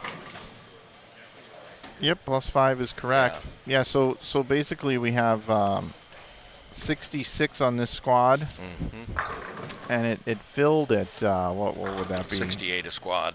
Okay, so they were 2 down here. Yeah. So so they'll be cutting to how many? 64. I think he's paying 68. Okay. Cutting to 64 for tomorrow. 64. And the pattern today, I thought, I was here all night for the practice session yesterday, and I thought it was very, very, very close today from what it was yesterday. I'm sure if you ask all 60 some players here today, you'll have some that say yes and some that say no. But Well, Tom Hess doesn't think so. Doesn't he? Well, Tom was using urethane, I guess, and totally thought that the urethane looked great. And then he started with it, 140. I said last night, which is not unusual when people start with urethane. It just depends on how long they last in it. But I said last night, I think urethane pretty much be gone sometime in Game 3. And I've had some of my guys go away from it a little bit. I mean, you got to make except on the left, right? Yeah. Yes. Yeah. That will. It always lasts longer on the left when it starts. Yes. Yeah. Just due to traffic, I mean, Nate and Jordan, 2 lefties down there. Jordan's a senior with me this year. Nate graduated last year, but the first game, and I didn't run down and tell them what to do. They weren't at the practice session last night, but I thought they were playing away from it a little too much, and neither one had a particularly good game, and then they squared up, and now they both, 240, 250, the last 2, so. Who had 240, 250? Jordan Monons went 257, 240 something that game. Okay. And Nate started with 160 and went 237 last game, and I think he had another respectable game down there that game. Yeah, I actually think the lefties are going to bowl pretty well. I thought so too. They're not running away and dominating right now, but I think they'll be okay. I mean, anytime you have that much friction off the spot, the lefties like that, especially, if they're able to throw urethane. Yep, exactly. And you've got Spencer Robarge is bowling. I heard that. Yeah, and TJ Rock and Alec Keplinger, I think. Or not Alec. TJ and another bowler from down there, not Alec, but I can't remember who the other one is. That's what I heard. Cam told me that just now. Okay, cool. So that strengthens up C squad there, doesn't it? With the 3 guys from Wichita in there. Yeah, without a doubt. We all know Spencer and TJ can play. Yep. I felt for TJ on that college show. He missed that single pin. Yeah, I saw that. That's tough. Can happen to anybody. The greatest, Mika missed a pretty costly 10-pin in the U.S. Open. The greatest ever can do that. Yep. You're going to have that happen sometimes. No doubt. Looks like we've got some new players moving in. Josh Zilk, Jacob Bianchi, Andre Takorda, Isaac Erickson. You know these guys? Yep, they're all 3 Mount Mercy bowlers, and Jacob Bianchi just committed to Mount Mercy last week. So, yep, Jacob's a good bowler. He bowls a lot of our Greater Iowas. He's done fairly well over the years in those. And it looks like we're gonna have the Dodges coming in. Mm-hmm. And Anthony Nick and Brandon bowled for me, and Sam, Anthony's wife. She bowled for Midland. Nick Reidler I'm as sorry, well. Hastings, not Midland. Yeah, Nick Reidler, he's from Omaha. He bowled a lot of our Greater Iowas way back in the day. Nick's probably in his early 30s, maybe mid-30s now. He's a good bowler.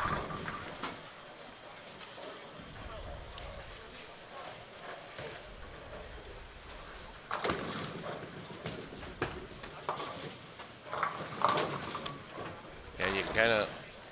Last night I didn't think this was a one-dimensional pattern. I thought you wanted to be as, square kind of through the fronts, which I've always felt over the years that Cadillac kind of favors guys that go a little straighter through the fronts. But Joe said this place over the last year and a half has just started to hook a lot more than we're used to seeing up here at Cadillac. So in a good way, it's just started hook more. Because this place used to always play super tight. I remember that I from agree. my time. I agree. you know. Yeah, the lane surface. It was the Brunswick as Yes. opposed to AMF. Yep. When you come up here, you think of Maple, you think of this place, and this place always was played tighter. Yep. Yeah, and these medium patterns, there's some different ways you can get it done. You just better be doing it well.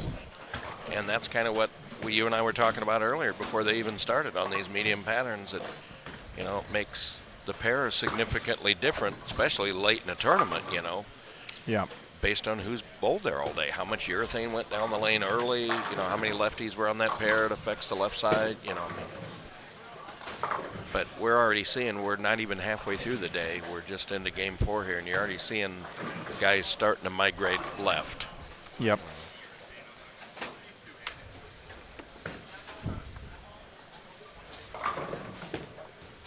Which we saw that last night too. But there's still a lot of volume out there, though. So even it's is. not like they're going to open them way up when they move left, like happens sometimes.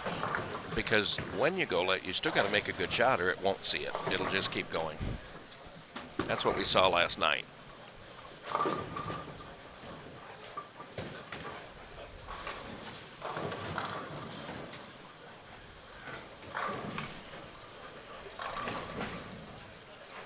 I'm just messing around over here right now, Eric. You always take care of you got the technical side, Mike, because you know me, I wouldn't have, like I've always told you, I have trouble screwing a light bulb in without help. I don't know any of this kind of stuff. Here's what I'm kind of working on. All right, here's what I'm kind of working on. Let's see. After this shot here, it's never easy. Yeah. But there's like the beginning of it, right? Mm-hmm. So then I got to go in here, and I've actually deleted my graphics off of here just to give me more room. So then I got to go in here and I'll tinker with it a little bit more, but it's always difficult to get this exactly the way I want it. I end up abandoning ship, and then half the audience will say, on my phone I can't read anything that's going on. Please go back to the single wide. But I always try to cover, and since you got so many guys here, I was just thinking, how can I maybe do this?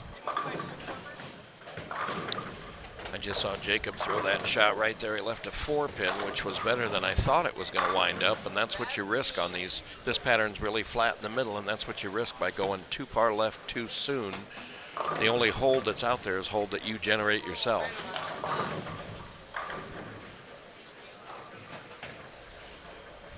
And it's not impossible. No, not impossible. You just have to make good shots. It'll, coming to enough of these, both you and I, we kind of can, usually have some sort of an idea of that cut number, what it might be. But this one's going to be, we talked about this last night in our room, this one's going to be really interesting to see what the high end of the scoring does on this. This could be one of those patterns where not many guys get to 200 over, Yeah, I'm kind of thinking that's probably not going to happen. No, I agree with you. I felt that way last night, and I haven't seen anything today to change my mind yet. And this is a pretty good squad, pretty strong squad here.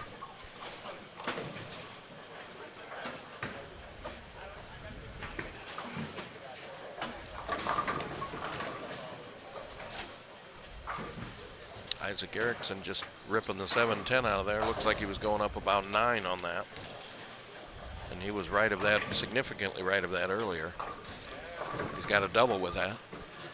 Now Ryan Spears started with a double over here again after the front 10 last game. He's thrown a 20-year-old bowling ball. Is he really? Yep. Yeah, he started with urethane. And Ryan, he's not a huge, well, that was a kiss of death. But he's not a huge urethane guy, but he started with urethane, had 84 in the 6th, and went to this ball and threw the back 6 for 2-0 the first game. See, now that ball there, Andre, you just that's what we saw last night. If you get it going too far left to right, there's enough oil and kind of an out of bounds out there past 5 that it just won't make the turn.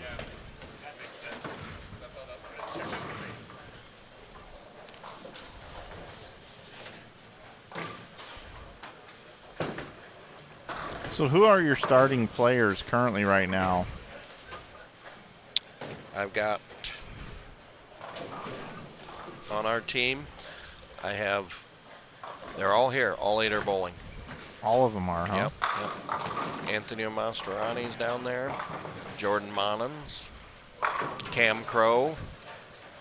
Zach Denton. Will Jones.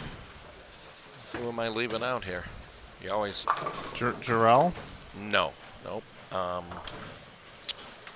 am I leaving out? Isn't that funny? They're all here and I can't remember. I don't have my notebook with me. So I've got some scoreboards built here. Right. Oh, right in front of us, Ryan Spear.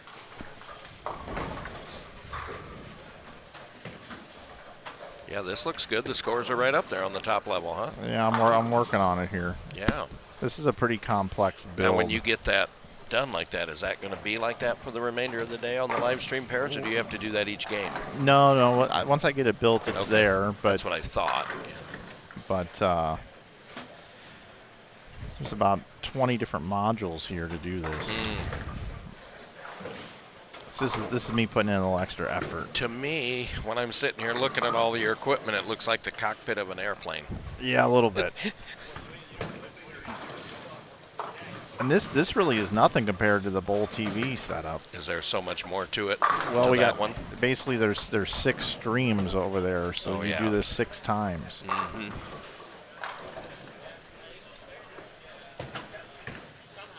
Which can be a little interesting. Yeah, basically in front of us we have the Mount Mercy and St. Ambrose groupings here. These 4 pair right in a row here. Actually, 5 out of 6. So I know Mount Mercy has a lot of bowlers in this event as well, but they always do too. Yep. And Sid will be up. I don't know if Andy will be up. He normally comes by here. Yeah. Well, Alex is bowling.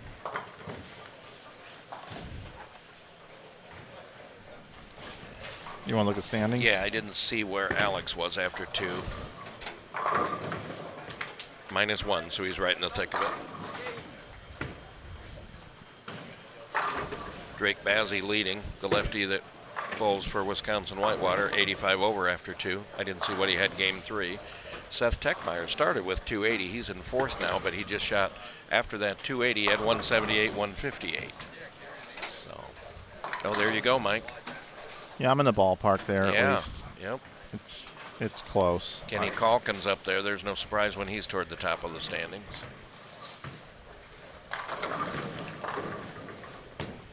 No, he's a good player. Mm-hmm.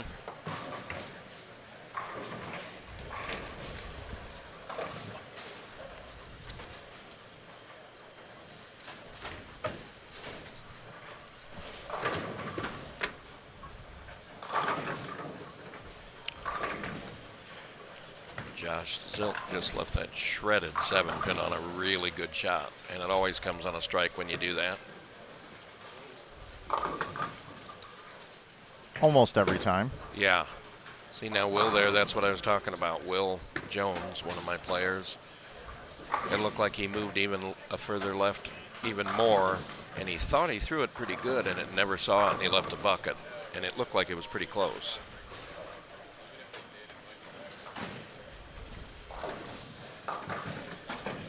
Brandon Dodge just washed out on a shot too. Will Jones or Ryan Spear had another foul over there in the 4th frame on a spare. Yikes. Yeah.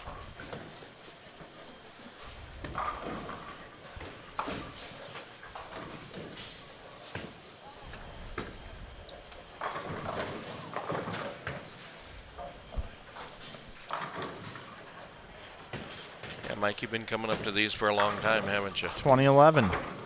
Yep, know. I was just going over it. I bowled the very first one of these they ever had, because I haven't bowled in 10 years, but I remember bowling that very first one that they had at Maple. So. Yeah, the one that Matt McNeil won, that was the first one. Yep. I did not stream that one. And scores were ugly that year. Joe brought me up after that one. Derek Sapp was the first one that I covered. Okay. He bowled 300 with a Brooklyn on the last ball on the 10. I've done that. It was pretty cool. Any 10 in the pit. You never give those, I always say, you never give a Brooklyn back because there's a solid 8 waiting around the corner for you somewhere. That's definitely true. That's this crazy sport that we love. It's as unfair as anything short term, but over the long term, it's the same as every other endeavor. Totally fair. All right, one more little tweak here. All right, what was the difference there? I didn't see it when it flashed from that one. Yeah, so I cleaned up the pictures a little bit. I added the graphics back down at the bottom so everybody knows what game we're in. Oh, okay, yeah. Yep. But still, this is not ideal. There's only so much real estate on this screen.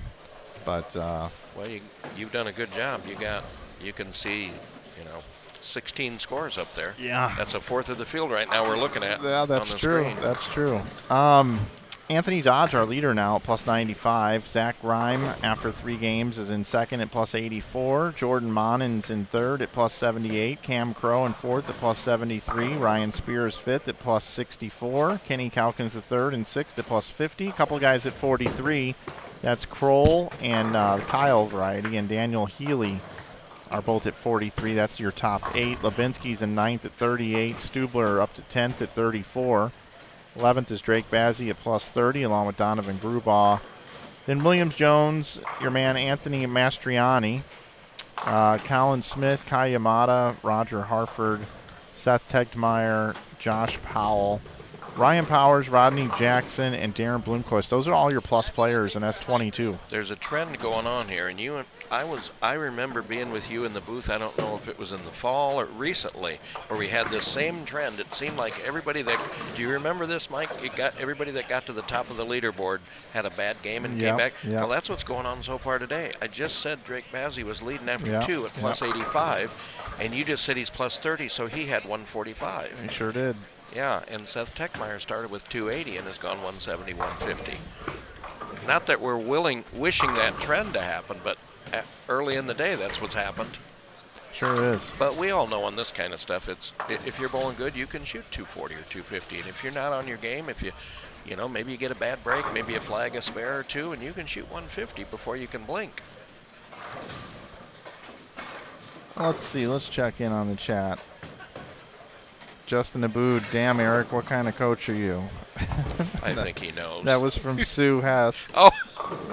Sue.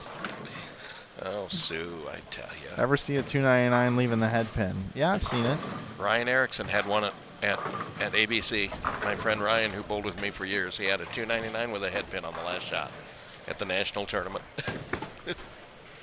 So here's your standings after 3. I'll give you a little more update there. Yeah, they do use the letters A, B, C, and D here every year. Some folks in the chat talking about, it would be nice to be able to know all their names up on the board. We also have Lane Talk. So Lane Talk, just is displaying A, B, C, and D. So I don't know if we can get that done or not in future years, but I will definitely suggest it to Joe. A lot of bowlers have their names on the jerseys. I'd say it's probably more than 50%, but some don't. Quite a few don't. But like, for instance, here, 13 and 14, we've got the front 7 up there, yeah. I can't see who that is. And on Lane Talk, it doesn't say who it is. So we'll be able to spot who it is in just a second. Yep. But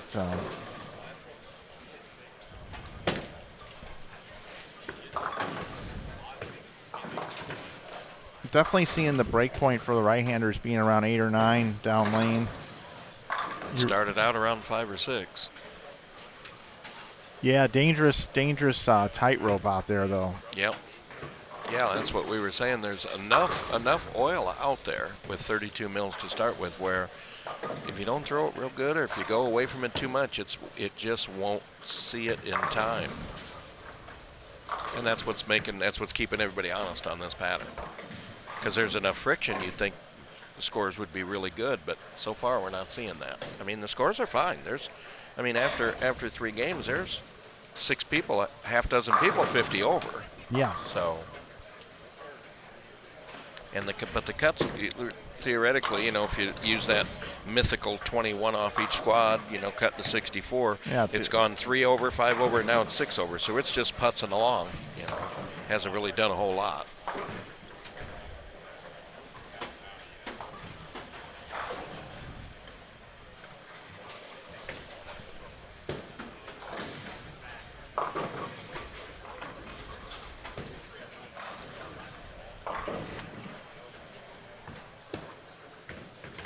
Trying to see which one is Anthony over there, the tournament leader at 95. He may be the one on the bottom of the turkey there. I don't know. What letter? B. Is he B on that pair? Let's see.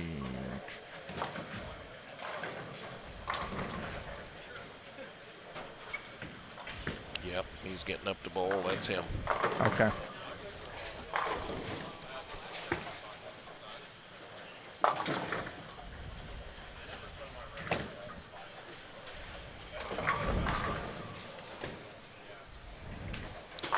There's a front 6 down here on 23.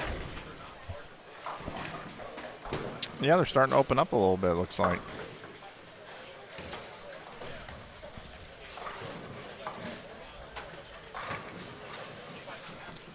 And of course, always the interesting thing that you always wonder is, what's going to happen when B squad comes in on the fresh.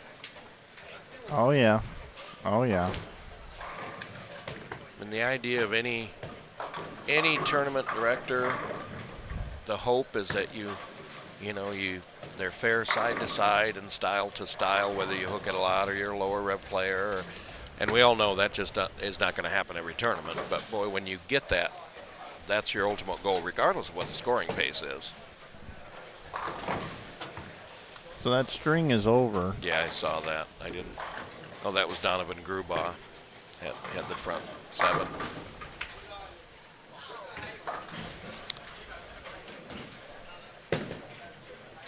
Yeah, 7 in a row never hurts your score.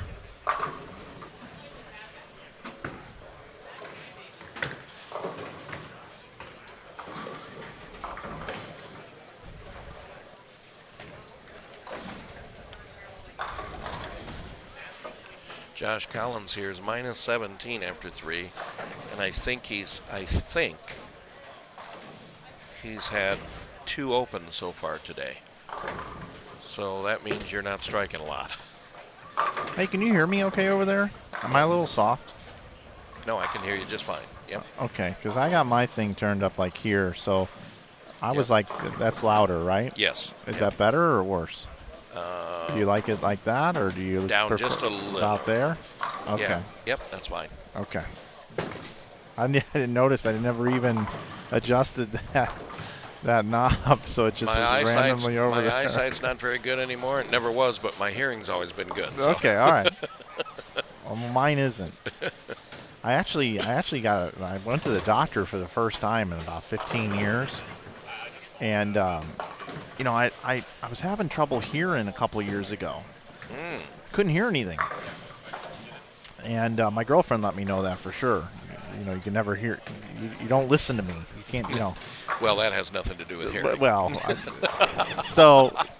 but I was noticing it was difficult for me to kind of hear. So I went to one of these Sam's Clubs where they have these ear places, Yep. And I go in, and this lady's like, "Oh my gosh, your ears are so clogged. It's some of the worst I've ever seen in my life." How does that happen? They don't know? Or? Well, I'm getting there. I'll get there eventually. So I ended up having to put these drops in my ears for like a week and then go back, and she like sucked all this crap out of my ears.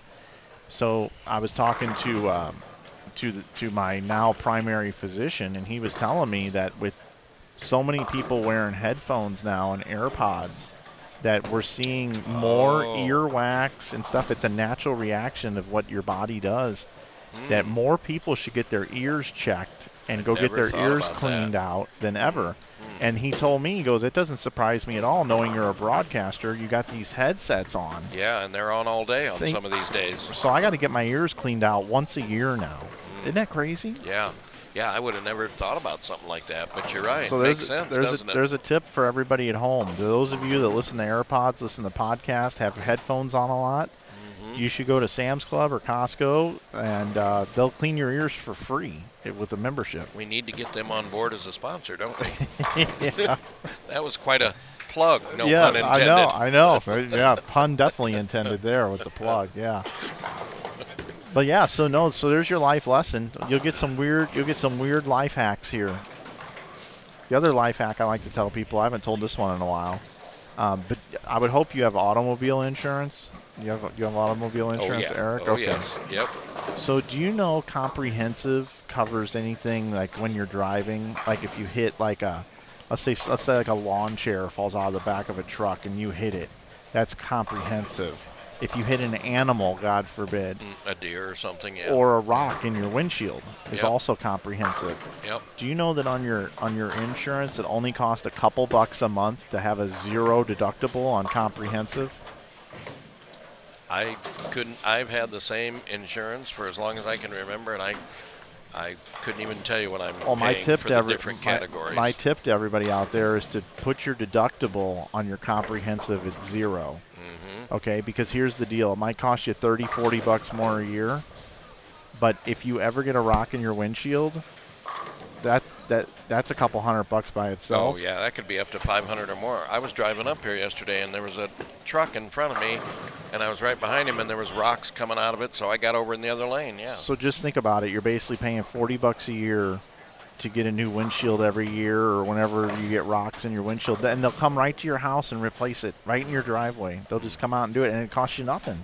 Yeah. So that's Why my wouldn't you have that? That's my other life hack. Yep. Is put your comprehensive deductible on your automobile insurance at zero. So literally just in the last couple of minutes, Yep. we've learned to get your ears checked. Yep, and you can get it done for free at Sam's or Costco if Yep. you have a membership. And Yep. get your deductible at zero. That's right. Those are two life hacks for tuning into Inside Bowling Day. That's my Yep. gift to the viewers. Yep.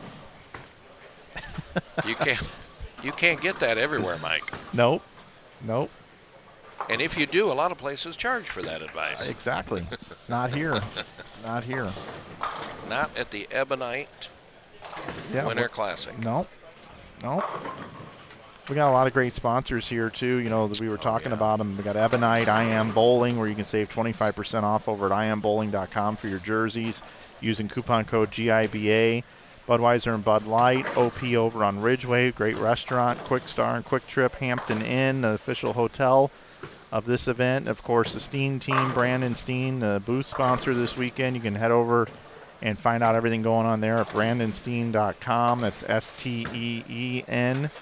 And then Waterloo Convention and Visitors Bureau has been supporting this one for a long time. They have, even back before this, they helped sponsor our youth Greater Iowas. And Brandon Steen and his company, what a great bunch of support that they've given these tournaments over the years. And to have Kwik Star on board too. Yeah, so basically when you come up here, you got a place to eat over at the OP on Ridgeway. Yep. You got a place to stay at the Hampton Inn. You fill up your tank and grab your snacks at Kwik Star Kwik Trip.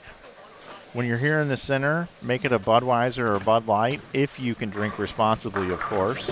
And before you come to the event, you head over to I Am Bowling and pick up your jersey and save 25% with that coupon code. And unless you're on staff with somebody, when you choose a bowling ball, make sure you check out the Brunswick family of brands, Ebonite, the title sponsor here. And then if you're looking to locate and you like it so much here, you want to come live here, Brandon Steen's going to get you a mortgage. He's going to get you taken care of. You're set for life on our sponsors. And then if you're looking for stuff to do once you move here, check out the Waterloo Convention and Visitors Bureau because they've got it all listed right there, all the great things to do here. So there you go. Yeah, Joe, when you bowl the practice session on Friday nights, it's $10, and then your name goes into the drawing for some various prizes. And last night, two of my bowlers won $20 gift cards to Kwik Star. Oh, nice. So they'll be able to use that on gas.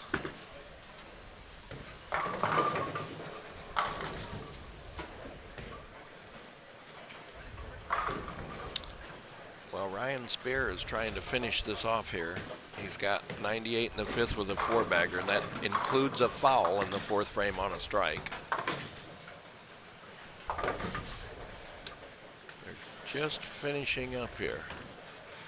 Well, Donovan Grubauer looks like had 268 there. He parlayed the front 7 into a 268 down there. Hey, we just had a spare conversion here that we missed while we were going through all those sponsors. So we'll show that in just a second.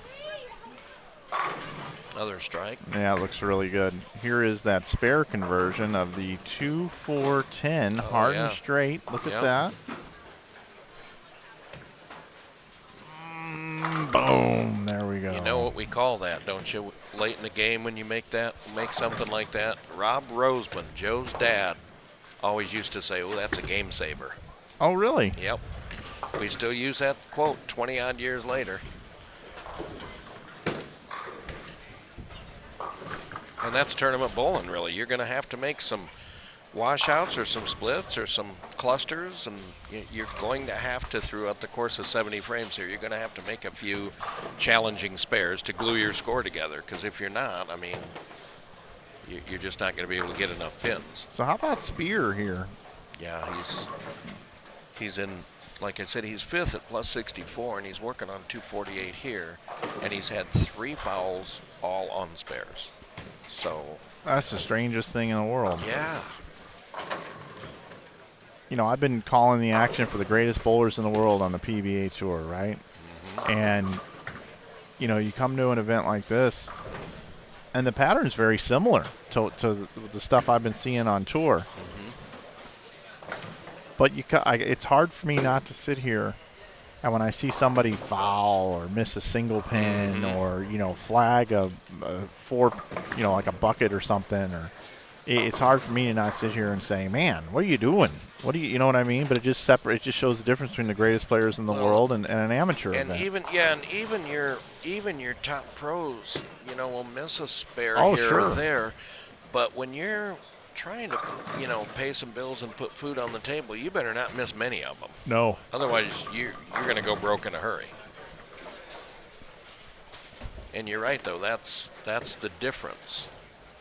And we've seen players come out of this and go on tour, you know, several players, and I'm sure I would guess over the course of this weekend, we will see someone who doesn't have their PBA card win a PBA title out of this field. There will probably be a future PBA titleist that we will have seen this weekend. Yep. I'd put good money on that. And I'm not counting Nick Pate, who's already on tour. I'm counting somebody who doesn't have a card currently. I think Spencer Robarge is going to go on to win 10 titles on the tour over his career. I called it 20.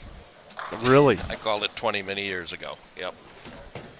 I will say, though, and I don't know if Spence is watching or anything, but I'm going to keep my eye on him this event, because he's been out there bowling some PTQs and stuff and has not done all that well. Well, we know, you know, the left can be feast or famine. But here's the problem, okay? Because the left hasn't been bad this year.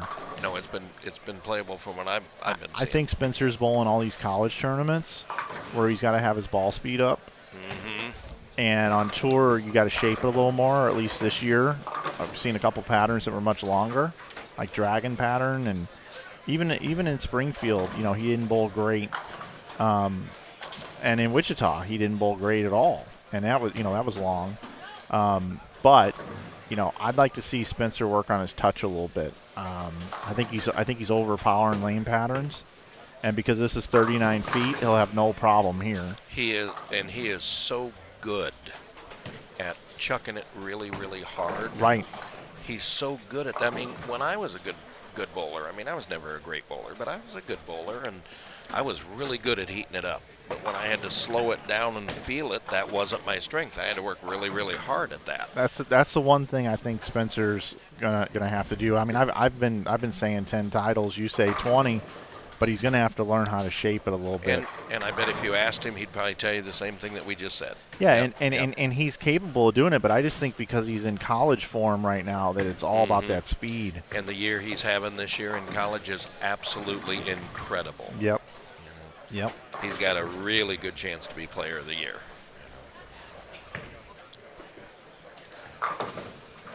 But Spencer's one of these. He's bowled all over the country since he was about 12 or 13, and you know, he's just a phenomenal player.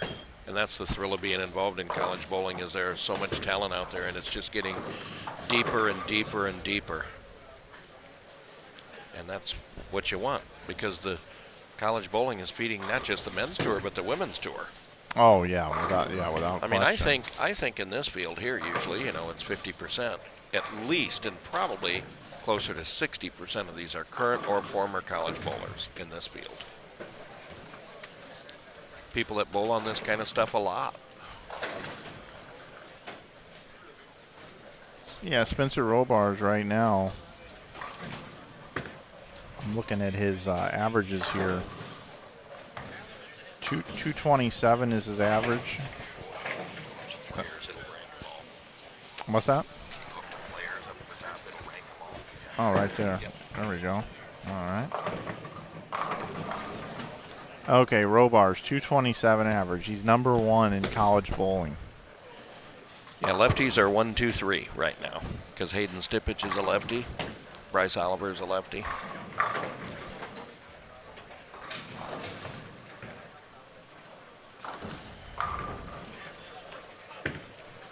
C.J. Petrin, a sophomore at Oklahoma Christian, is the highest right-hander in the country. He's 4th in average. Another one. He's having a phenomenal year. He made Junior Team USA when we were out there at team trials in Las Vegas, so he's having a phenomenal year too.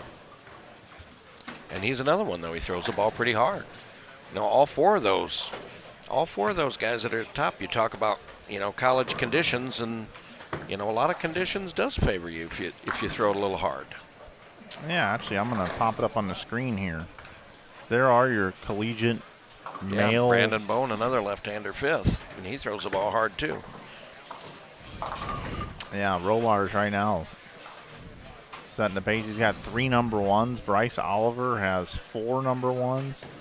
C.J. Petrin has 4 number 1s. Man, those guys are winning some tournaments. Yeah, they're out there dominating.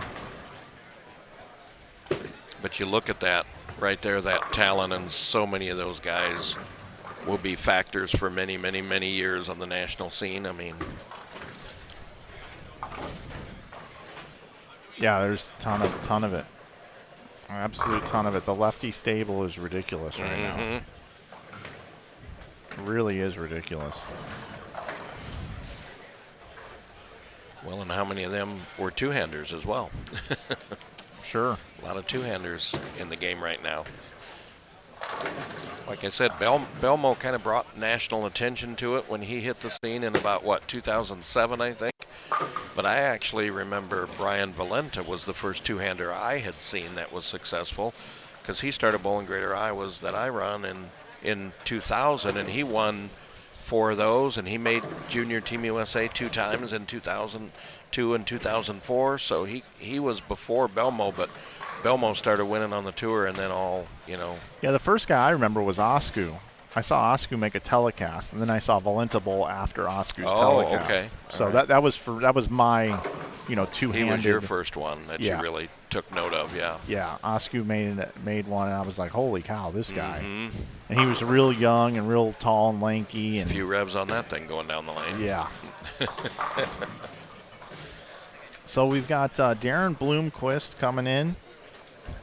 Let's see who else we have. He graduated from Mount Mercy last year, Darren. He's made the step ladder in this before. I think he finished 3rd a couple years ago here. And he's bowling with, so Bloomquist should be D. Yes, he is. Yep. And letter C is Alex Dirks. Yep. And letter A is Kai Yamada. And B is Donovan Grubaugh. Right? So that's the whole crew there. And then right next door, looks like we've got the Dodges are coming back in. Yep. So letter A is Samantha. Letter B is Anthony. Letter C is Brandon. And then Nick Reidler is letter D over there. Over here on the left, yeah, Stubler and Monans and Anthony Mastrani. That's a pair with 3. There's 2 pair with 3 today. I'll go to this look again.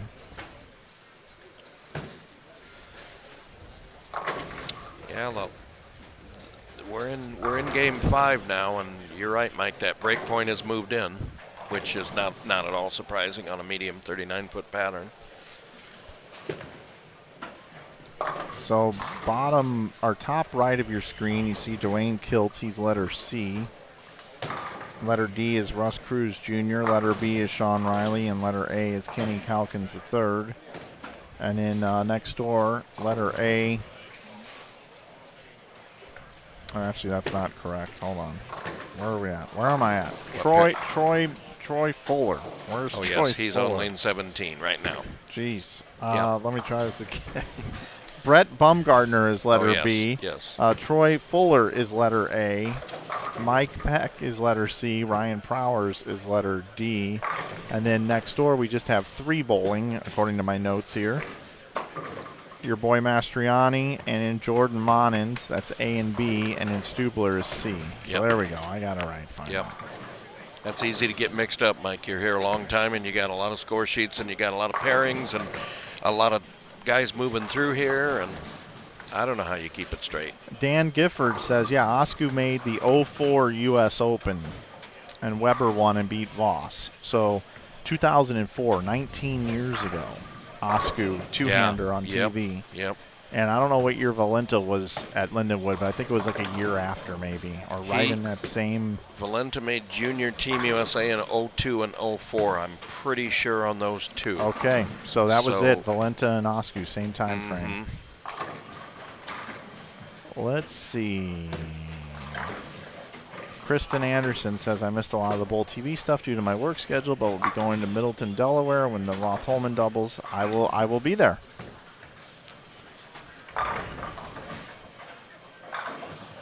Oh, God. What on this? Dan wanting to know his game plan for tonight. Well, when he brings me that $20, I'll share my knowledge with Okay, him. that's a good idea. if he's got an extra 20, I'll give mine as well. Yes. We got to make a living too, Mike. Right. Yep. You know, Dan's style, he likes to give it away maybe a little bit more than what this pattern requires early. I think you're going to have to be patient and, in the early going until you can get left. But on the other hand, his softer speed may help on this in the early going. So, I mean, it's kind of a double sword there. Because it was easy early to throw it right through the pattern on this. Yeah. Yep. So we are in game 5 of 7. We started a little late today. So it's taken about, 3 hours? 3 hours to get through 4 1/3 games. My watch died. Again. Really? Time for a new one. Okay. So I don't know what time it is. Are we on pace? Yeah, it's 11:22 right there. Yeah, so what do we got, about And we're in another game 5. hour and 20 minutes left, probably? As long as we're done, yeah, we'll be done by 1, and they oil the lanes. One B squad gets started at 1:45. We should be close to on pace, I would think. Yeah, I will tell you, I don't like the timing of this one. I've never loved the flow of this event. I think it's really tight schedules. It is. I don't think C Squad ever starts on time, ever. It's been better lately but then it used to be a 6:30, and Joe's backed it up to 7 now. Yeah. So it's not as bad, but you're right. Sometimes. I just kind of feel like, and look, this is not me ripping on anything that's going on here, because I'm totally. It's great the way that it is. It's fine, but I personally think it should be 6 game blocks. I think you should start at 9 today, because nobody gets here at 8:30 anyway. I mean, it's like it never happens. For whatever reason, this thing can't start on time because just people can't get here on time. So, I'd start this thing at 9. I'd bowl 6 games. I'd come back at 1:30 and do 6 more. And then I'd come back and do 6 more at whatever time that is, 6:30 or something. This thing would be done by 10:15 instead of 11:30. Well, in the 11th frame in August that one's 6 games, the 11th frame. Yeah. I don't know. I like 6 games a little bit better. I get why it's 7. you want to make sure you got enough games in if you're making the trip out here. Mm-hmm. I get it. But, it does take longer. Yep. I mean, you're talking about, if you're talking about 35 minutes a game, an extra game on each squad's, an hour and 45 minutes. This coming from the guy who the first couple years of the IB Open, I just wanted squad after squad, bowling after bowling after bowling, and then I finally got smart, or at least I think I got smart, and I pretty much just said, yep. Well, look at the holiday doubles this year. They added a 5th squad, Mike. I was down there for that all weekend. Oh, my goodness. 248 teams down there for that event. Yeah, that's insane. Yeah. Oh. Well, just a minute ago, we saw a pretty interesting little conversion here. And after Mr. Fuller throws his shot, I want to bring that up again.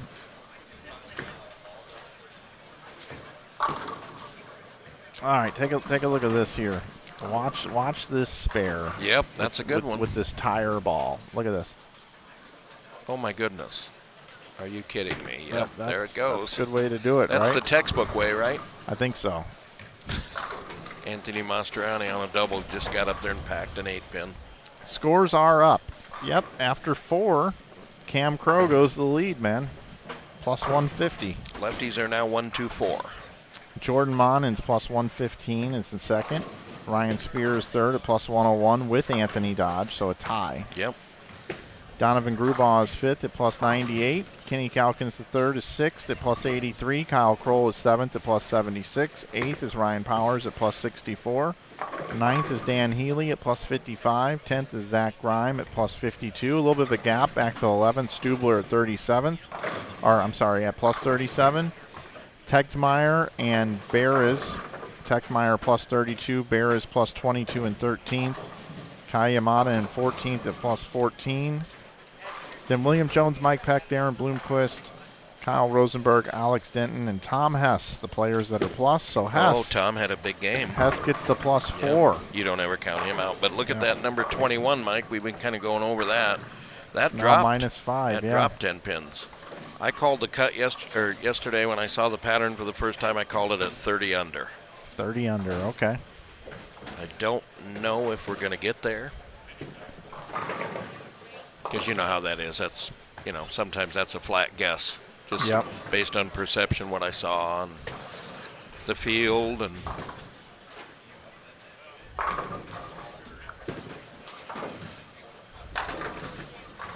yeah, plus 150. Cam's had a couple of really nice games in a row.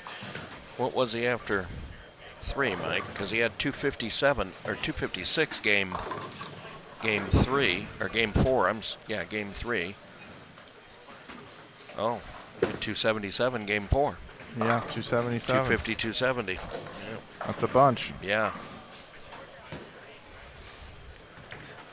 But he's capable of throwing strings of strikes. We know that. Stubler on a double up there, left a split.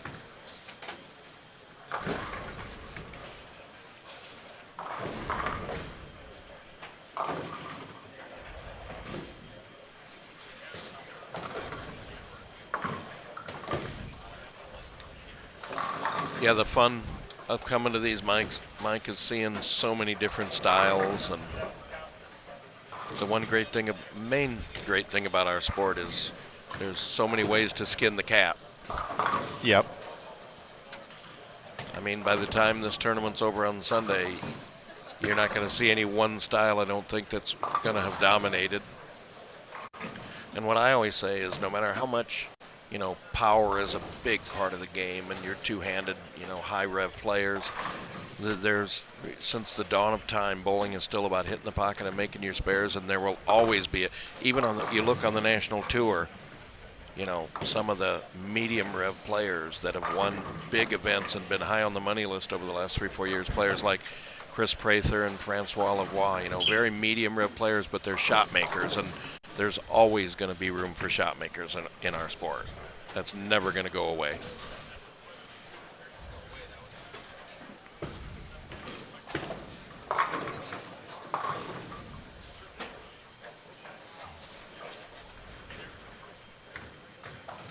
What is that crazy thing over there that Jordan Monens is shooting right now, Mike? What is that? I don't even know what that was. I don't either. It looked like a 2.7. Oh, I think it was a 2.78. Yeah. We just had a bad angle. Okay. Wasn't as crazy as what it looked from here, probably.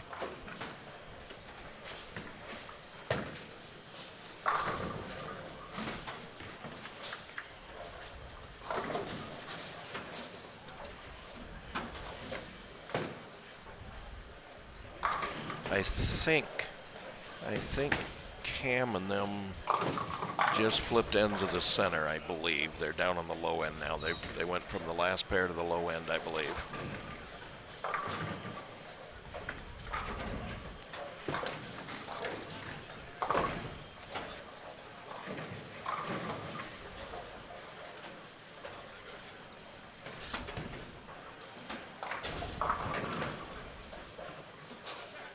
Well, Mike, you do get a little break after A squad's over, don't you? Time for lunch? Just a hair, yeah. There's not a lot of time. No. No.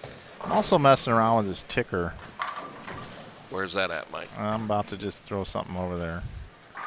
Oh, yeah, that's good. You used to have that, I think. Yeah, I did. You've had that in the did. past. I did. I'm just messing around. Yeah. It probably needs to go under the main graphic, but I'm just trying to dial this stuff in. Let's see.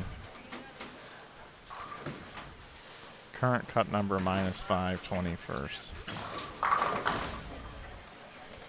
I'll work on that throughout. Anthony had the misfortune of dipping one a little too close to the gutter and it went in, but he came back and made the spare on a strike, so nothing hurt.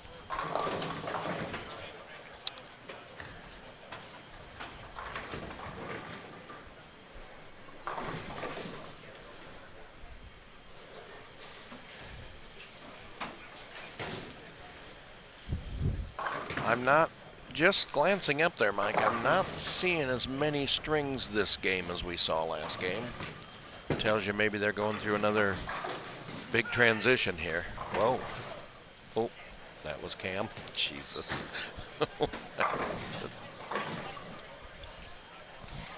Yep. That was Cam. Oh, yeah. Screaming. Screaming at the pins. Yep.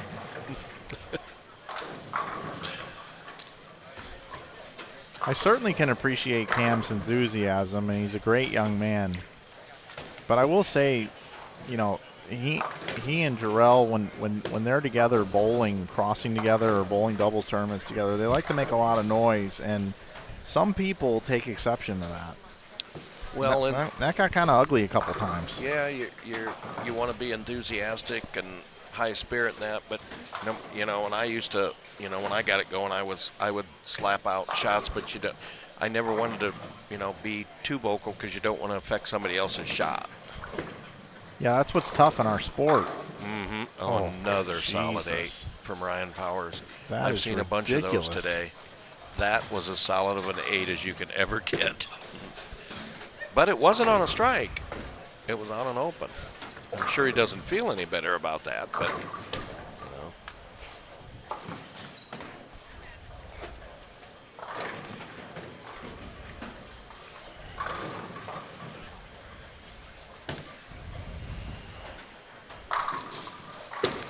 Here it is again. Whee! Yeah, this, you can't get a bigger. I don't know that there is levels of solid 8, but if there was, that ranks at the top. Oh my God, and then he barely made it. Just ticked it, and it went over.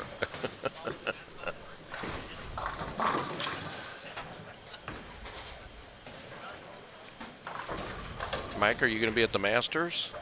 Oh yeah. I thought so. Yep, I'm at everything. Yeah, my plan all along is to go to that, but I don't know yet 100%. Yep, I talked about it earlier, but basically I go from here, and I am not looking forward to this tomorrow. Uh-oh. Normally after I get done here after a long weekend, I normally drive to St. Louis and then catch a flight out on Monday, which is a 4.5-hour drive. tomorrow, when I'm done here, I have to drive to Jackson, Michigan. 7.5 hours yeah, away. that's a ways. Yeah, yeah. So it's very important for me to pace myself here this weekend and not get too out of sorts. So you're driving tomorrow afternoon after the tournament's over. You're going straight there. Yeah, we end up getting done around 4:30 here. Right. So So I you won't be won't get packed in up till till 1 or I won't be 2. packed up till 5:30, and I lose an hour going You lose east. an hour going that way. Yeah. So I'll probably get there in 7 hours. Mm-hmm. But tomorrow is the type of day where you don't really eat a lot here in the center. Mm-hmm. So normally I go and grab a nice big meal at Longhorn or something before I make the trip to St. Louis usually.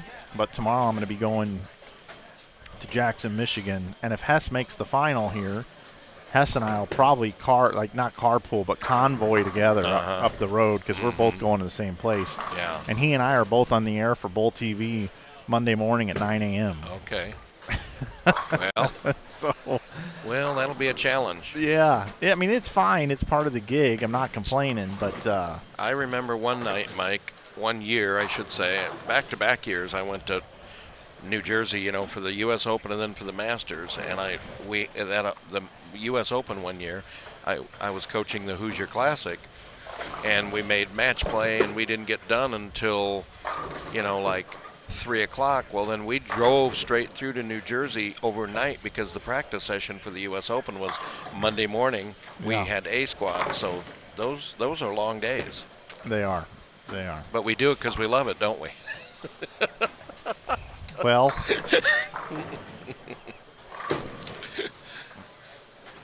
yes. It was a delayed response. Yes. We love it when we get there. Live streaming is about as frustrating as being a bowler. Yeah, I could imagine. Because what do all the bowlers want? They feel like there should be more money in our sport, right? Mm-hmm. Well, I feel like there should be more money in live streaming so I could bring more people. Mm-hmm. Like, how great would it be to come up here with a crew and say, all right, you guys set this thing up, I know. and then I'll be in And the then I'll morning be- to start streaming. You guys can Yeah. sleep in. You know what I mean? Yep. But then I wouldn't You have have to to do the it all. Right, exactly. You have to set up. You have to tear down. You Yes. do all the commentary. Yeah, everything. Yep. Graphics, Yes. picture, produce. Yep. Yeah. I mean, look, I'm not complaining, but it is. No, it's a lot of work. Rosie Engelkiss and I were talking a bit ago. With me running the Greater Iowas and Joe and Rosie and Jennifer running these Greater Iowas, along with Greg doing their website and that. We both took over. I took over the junior Greater Iowas in July of '99, and they took these over in 1999. And we always say, there's people, and I mean, I don't think they take it for granted, but I don't think they really think about what goes into this event, or the men's Greater Iowa Tour, or our scholarship tournament that we had last weekend. We don't just pop the trunk, show up, set up, and then run the tournament. There's so many things behind the scenes, and that's just like your live streaming here. There are so many things that probably go into this that we wouldn't have a clue, Well, ideally, from a dollars and cents perspective, I would like to have 2 more people here with me. I'd like to have another person to talk to, and I'd like to have a producer here. Okay, so what do those people deserve to get paid for a weekend's worth of work? Yeah, right. Okay, so how many hours is it? Well, it's probably 4 or 5 hours in a car. Or if they're flying, I got to pay their flights. Oh, yeah. Okay. Yeah. And then how many hours are they working? Well, 4 hours of setup. Today is a 7 a.m. until 11 p.m. How many hours is that? 16. 16 hours. And do you pay them overtime, right? You got to work a double day in there. So Yep. even if it was $20 an hour, that's $320. Then they work. So you're probably looking at about $700 a person plus expenses. Yeah. And FYI, those 2 people, what I get paid to do this isn't even one of those people. Yeah. And you're doing it all. Right. Now, where our channel has grown to 70,000+ subs, this finals from last year has over 130,000 views on YouTube. So that does help offset a little bit. Yeah, right. Right. I think that video has made about $600, $600 or $700, which is great. You know what I mean? That's bonus. That's extra. Yeah. But I bought 3 headsets last year. That's $600. That eats that up. You know what I mean? Doesn't I it? just renewed my Wirecast subscription here. That was $120 a year. They Yeah. upped it from 99. Those are the kind of things I'm talking about, that we would have no clue. Those kind of expenses that go into this that just gobble up any Right. profit. This You know? this soundboard, if I touch this gain a little bit, if I don't know if you can hear that right Oh, now, yeah. that's Yep. staticky. Yep. I want to get a new soundboard so that doesn't be finicky like that anymore. So there's just it's just a lot to this.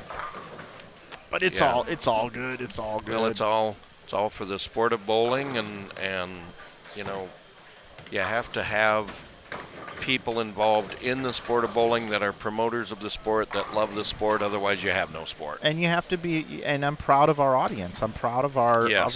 platform here. I'm proud of the 70,000+ YouTube subscribers that we have here. So that's worth it more than anything else. When I Oh, get to yeah. 100,000 YouTube subscribers and get that Google Play button, that's going to be amazing. Well, if you didn't get that, it would make you question whether you wanted to do it. Is it worth it? If you only had 12 people Exactly. watching or that ever saw it, you'd wonder why we're doing it. Yep. You know? And folks, if you are looking for standings, I have it pinned at the top of the chat. It says standings. Click on that link and you can go in and look at that. It's also got the lane pattern in there and more information about the tournament. Talking it over with Eric Littig here, head coach of One St. Ambrose University. How many years you been doing that now? This is my 10th year at St. Ambrose. Wow. Yeah. Yep, when recruits visit, a lot of times they ask, are you going to be here all 4 years? And I say, well, unless I drop dead or unless they throw me out. Well, that's cool. And I just love it. It is a lot of work, It's a ton of work. but it's a lot of passion, and I love it. And the reward is these young men and women that bowl. That's the reward. And in my opinion, there isn't any bigger reward in life for me, is watching these bowlers, the thrills and the enthusiasm, and watching these kids when they have some of their dreams come true, or in many cases, some things happen that were even beyond their dreams. That's what makes it worth it. It's kind of like, I'm not a parent, but it's kind of like being a parent, I would imagine. When your kid does something special, it kind of tops anything you ever did. Is the worst part about college bowling booking the travel and the tournament entries themselves? That's one of those things that I was just talking about that goes on behind the scenes, is you just said, the booking hotel rooms, the coordination between tournament directors and paying entry fees, and That's gotta be with the our bus worst. company and sending rooming lists Yes, to that's hotels. the and worst. That's all that tedious stuff that. And I mean, let's face it, sometimes hotels lose your reservations, or they, you send things that they didn't get. Yeah. And and you're you- responsible for kids. Yeah. And their parents trust you. Yep. Oh, man. Yeah, Yeah. that is. Yeah, the kids just get on the bus and we're ready to go, Right. but they don't know what went into getting that bus. Well, and Yeah. now there's a microscope on it with what happened a couple weeks Yes. ago, which Yep. I'm glad that there were no tragic Yeah. deaths in that, but still there's a lot of recovery to be done Mm-hmm. with that bus accident. That's made a lot of colleges rethink everything. Well, again, like the Hoosier Classic 2 weeks ago, one of the great events in college bowling. Because the guys bowl early in the morning and then the girls follow the guys. So I mean, we're up super early because we leave for the bowling center at 6 a.m. Right. The girls don't finish that night until between 12 and 1 a.m. Yep. So no driver can do that. Right. So like our girls' parents give them a ride back to the hotel, or they have to Uber back, or some schools, 2 schools may split. One driver may take the guys in the morning and the girls in the afternoon, and then the other driver picks them up at night. But yeah, because drivers have to have the bus shut off for a certain number of hours for liability concerns. And, if nobody can drive tired, or, that's just a. Oh, I know. And if you think about all of sports and college sports and professional sports, that it's pretty amazing that things like that don't happen occasionally more I than used they to do. drive the bus, one of the vans for Lindenwood when I was a student athlete. Yep. Monon's here just collapsed the 6-pin there. Man, they are looking pretty good on the left right now. I saw gotta that, say. yeah. I gotta say. Yeah, he's got another 240 going. Got a nice pair here as well. Just 220. You got 2-0 up there. Anthony Maserani 203. Nate Stubler had 220. Yep. I brought up my this is my month of March here, Eric. These are all of my flights and where I'm going, and that's just March. I hate booking all my travel. I don't fly near as often as, guys like you do. Yeah, like if you look at this schedule here, I see plane. So I flew out of Salt Lake to St. Louis. I picked up my budget rental car at 1 o'clock. Take the rental car from St. Louis to Waterloo. Going to take the rental car from Waterloo to Jackson. Going to take the rental car from Jackson to Fair Lawn, Ohio. Then I'm going to hop on a plane and go from Cleveland to Salt Lake City. Now, Fair Lawn, Ohio, is that the PBA Junior? Tournament of Champions. Oh, okay. But the juniors also, I think, being taped. Oh, that they're week. tied in with that. Yes. Yep. And then here Southwest from Salt Lake City to Indianapolis. Getting back in my rental car there, and I'll be going to Kokomo, and then I'm flying out of Indianapolis to go to Dallas, and then I'm flying from Dallas to Detroit.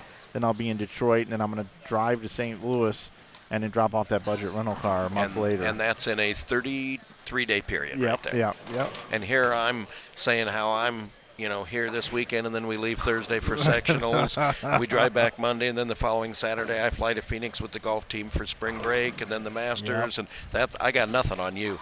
Exactly. Yep. So there's a little inside peel back the layers of live streaming and college coaching. Yeah. Let's see. Reggie says our kids are in these colleges' hands. Some of the DSU young women have a long road to recovery, and they all have to be traumatized. Continue prayers for them. Reggie, absolutely. Yes. Yeah, I don't know those girls personally, but I have guys on my team that know some of them very well. And, yeah, everybody feels for that whole situation, and hopefully they can all make a real speedy, as speedy as possible, 100% recovery. That's just a bad situation when things like that happen, and you just pray a lot that they get through it. Yeah, to me, the most important thing I ever say to any parent before they ever get to St. Ambrose is, we're going to take care of your son or daughter, Exactly. That's the most important thing you can say to someone. It is. Just like he said, they're left in the college's hands, and you look after them. I got to make a slight adjustment to that scoreboard right there. Somebody bumped it.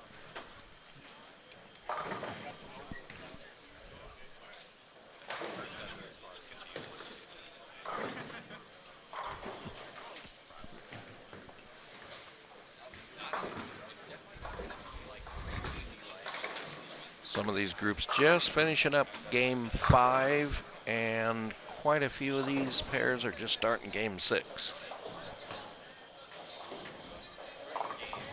I was just saying, Mike, this morning kind of sped along, hasn't it? Yeah, it has. I mean, you got, big split there on an 8 on that. I don't think he was expecting that to hook near that much. Yeah, I'd say looks like about, everybody's finishing up game 5 or heading into game 6 now. So I watched Nate bowl the U.S. Open. And obviously, Nate's game extremely well. And I made the comment on Bowl TV that I thought Nate's timing was off. He's always kind of pulled it down and through, right? Yep. That's always been kind of his thing. But he wasn't staying down and through his shots, and I thought his timing was off a little bit more. What's the keys to Nate Stubler's game when he's bowling his best? Well, I think you kind of just hit. I view, because Nate's, he's more of a field player, whereas like somebody like Cam, it's more of a strength factor. Nate's more feel, and when you do get there a little ahead of it, it's harder to feel it at the bottom. Oh my goodness! I hope just you bounced right out. I of the hope back. you got that on. Yeah. Anthony making the 2-4-5. Did you catch that out of the corner of your eye? Yeah, I did. got to see that again. But no, talking about Nate, he's a very feely type player, and here it is again. oh, here we go. This is a chop as much as it can be chopped. Oh, piece of cake. Solid spare. No problem. I knew he had it as soon as I fell over. Yep.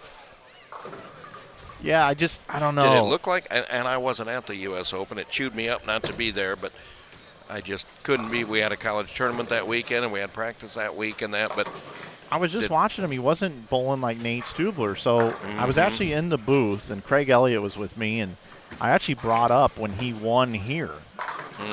On my I had it on my screen on my computer, and I was actually watching him bowl. Did and it look like he was slowing there a it little down. early? Well, he's always he's always had like late time. Yeah, he's always ahead of it a little bit. But it just looked worse, and his arm wasn't out for balance like he likes to do, and his arm was just flapping all over the place, all over the place. You know, isn't that, you know, though, you talk about bowling at a high level, and even the best bowlers sometimes get into these little funks, and it's hard to tell when you got there, but all you know is when you're there, you want out of it. And the only way you get out of it is by bowling. If you're bowling bad, if you're in a little bit of a slump and you're struggling, you don't just shut it down and stay home, because then you never come out of it. Yeah, I just know that you've obviously been with them and coached them and helped them. So I'm going to zoom in on him here actually. So watch the I haven't really studied him today, but watch his right arm. It's never been super quiet. It's always been kind of moving, but sometimes it's just all over the place.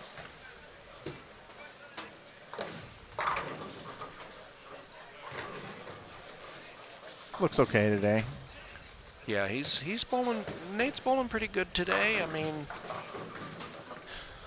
you're right though. You know, Nate's a lot of bowlers. That arm is fairly stationary, that balance arm. Well, that's the thing. When I go out and cover the PBA Tour and then he comes out there, he looks different than the professionals, right? Because their arms are and Nate's very quiet. Yeah, Nate's always been more unorthodox. Sure.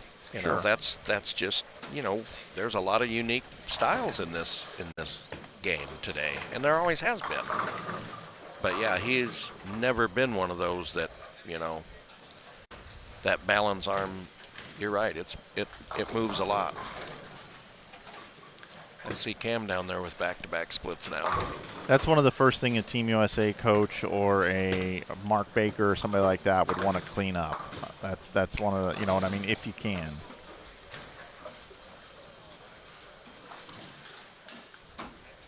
Well, we all have things that we work on throughout our careers.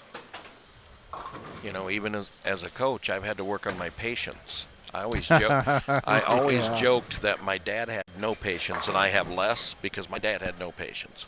But I've had to learn to be, and I'm not saying I have patience now, but I've had to have patience as a coach, or you can't be successful. And here's another shot. Yeah, this is. Yeah, if you slowed that down and saw how much that arm moved all around, he moves it so hard it's like a razor blade. I mean, it's just slicing. Yeah, and I've actually got him up on my screen. Watch him here. Mm-hmm. Watch the arm here. It moves out, and then it moves back, and then it slices right back over behind him again. But, like, notice, we're watching an older live stream here. Notice he's there. Mm-hmm. His foot is still moving a little bit forward. And then he's through it. And if you watch his arm, there it is. It does come back, but then there's not as much movement. But then there. it comes back and it lands in a decent spot. Yeah, it's more traditional there. Right? And if you watch him today, I think it's wrapping further back.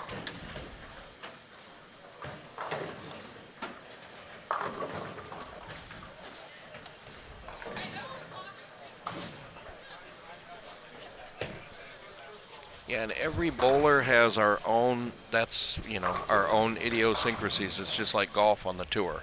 They all have their own swing, but as long as you get back to that really good spot at the bottom, like Jim Furyk with his figure 8 swing. He gets it right back in prime position at the bottom. It just gets there a little strange. We kind of, you and I think we talked about this one other time when we were sitting here in one of these about, there aren't as many bowlers today that are really good bowlers that don't throw it really good compared to what there were 30, 40 years ago, just because of the technology and the coaching and the competitive opportunities that these kids have at a young age that we didn't have 30, 40 years ago. So now most people that are good bowlers throw it pretty good. But back then, if you looked at the PBA Tour back in the 70s and the 80s, there were a lot of guys that didn't throw it good that were just incredible bowlers. They've just perfected what they did. Yep. That's the great thing about our game. As long as you do it the same way every time, it doesn't matter how you do it. It's a game of repetition. I always said the more moving parts you have, though, the more parts that can break. Yes. You know. Totally agree. Jake wants to know what's my opinion on why the pros' arms are quiet. What do they do differently, or what should someone do to fix it? Well, I don't claim to be a coach. I try to sit back and watch a lot of bowling, and then I find trends and look at things that people do, and I can look at somebody and say, hey, look, all these people that are scoring are playing this part of the lane. You're in a completely different part of the lane, and you're in the bottom 20% of the field. If you move to those areas, I bet you're going to do better. Mm-hmm. Okay? That's kind of how I evaluate things. Now, when it comes to the players on tour having quiet arms, well, a lot of it comes from working with great coaches, and a lot of it has to do with just making a conscious effort to work on that. Like you said, Eric, less moving parts. You know, if I'm watching Nate here again, and I'm trying not to single out Nate here. That No, we're just using that as an example. He's an example. example. We're not. Yeah. Like, because we all know the success Nate's had, but yeah, we're just using that as an example because. And you said you got to watch Nate bowl at the U.S. Open, and I've watched Nate bowl on these live streams up here like all the time. So I'm gonna super slow-mo this down. And we're going to do a quick little analysis. And again, I am no coach. Well, there's times I feel I'm no coach. That's our game's hard, and it's hard to bowl competitively. It's hard to coach, you know. So here's Nate picking up his spare, right? Okay. So here's Nate in slow motion. And the first thing I'm noticing with Nate when I bring it up on the screen is I'd like to see a little bit more of the athletic stance when he starts. They used to show at the Kegel camps and different places. They would show Arthur Ashe, Michael Jordan, all these people in their athletic stance with some knee bend. So here is Nate. He's pretty rigid. Yep, he's very tall. Mm-hmm. And then I'm also seeing a little bit of movement there. Well, the strength of Nate's game has always been, if you watch that position on his pivot, it's almost the position that a lot of two-handers get into. He's very open toward his target. Yep. So therefore, that explains part of his arm movement because he does have to get back into position toward his target. Yep. I'd like to see him, not to reinvent Nate's game, but I'd like to see him get a little bit more athletic stance, get a little bit more bend in the knees, not quite like Steve Cook used to do on tour. Yeah, Steve was 6'7" or 6'8". Right, but he always had to get that knee bend going. Just you know what I mean. He did. He rocked. And he rocked. Yeah, that was to insinuate it was his trademark. What he needed to do. Right. Yeah. And I think with Nate, what I'd like to see is I'd like to see Nate maybe move a little bit further back on the approach, give him a little bit more room to maneuver, and I'd like to see Nate with a little more bend. A little bit lower at the line, and I'd like to try to see him get his ball started in his swing a little bit quicker. I'd like to see him get that ball moving just a little bit quicker, which is going to bring his timing. That's going to smooth things out when you do that. The kids hate me for it because they hear me push that all the time. Get your ball into your swing a little sooner. Yep. Or a shorter first step. Ritger and all these other guys always taught that your first step should barely move. You shouldn't even pick it up in a 5-step approach. It's almost not even a step. Yes. Yeah. Yep. You don't even pick up your foot. You just barely slide. I just had a conversation with 2 of our players this week at practice that their first step was too big, and if your first step or 2 is fast or long, Yeah. You can't. What happened? You start slow so you can build momentum. Recipe if you for start disaster. fast, then by the time you get there, you're slowing down and you're impeding your momentum, and that works against you. Watch you know? Chris Barnes, watch Mike Machuga. Those are David Ozio. All of those guys barely move their first step. Barely. I mean, if it moves 3 inches, that's a lot. Mm-hmm. It's a timing step. That's all it is in a 5-step approach. Yeah, so. Yes. It's just to relax you. Yep. Just to kind of get you started. And we watched Nate again. This is his last shot again. I'm bringing it back up, but that first step, look how big it's it is. It's a big step. That's a big. Yeah. That's a 1.5 foot step right there. I'd like to see that. I'd like to see that cleaned up. Again, Nate's one of the favorites to win this tournament this week. So yeah, we're just being constructive in the broad scheme of our sport. We're not. I'm just talking to you about this. The last thing I would ever do to pick on Nate. We're just kind of analyzing here. Yeah. I just talk this guy up a lot. I think a lot of him as an individual, and I think a lot of his game. Yep. And I want to see him do well. And Stu Williams and Chris Barnes were giving me the business a little bit because I compared Stubler to Earl Anthony, and they really didn't understand how I was comparing him to Earl Anthony. Well, he's closer to Earl Anthony than he would be to a Steve Cook or something. Or Jesper Svensson. Or, right, yes. Right, or Jacob Buttroff. You tried to hit me over the head last year here when I was in here and saying, who's better, Nate or Cam? You know, and I said they're totally polar opposites, but I'm glad I had them both, you know. Yeah, they are. But, yeah, Nate, like I said, he makes up for some of those deficiencies with his feel, and he's very stoic. Nate, I had him for 5 years, and he is hard to rattle. He really is. He's hard to rattle. He will dig and grind and compete, and I said this at practice a couple of weeks ago. We were talking, and I says, I know Tom Hess has won 3 of these. Phenomenal. But most players in their career is probably, if you win one of these majors, the Ebonite or the 11th frame, you've had a really good career. And Nate's won 2 Ebonites and 2 11th frames, so obviously we're not talking about his ability to bowl. Yeah, John Johnson talking a little bit about A.J. Chapman here in the chat, talking about his pre-shot routine is too long. That brings me to another topic. What they're doing in baseball right now, I actually kind of feel like we should do in bowling.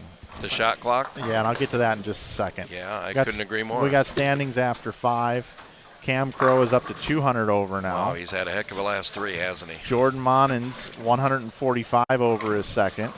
Anthony Dodge is third at plus 124. What do all those guys have in common? They're all lefties. Yep.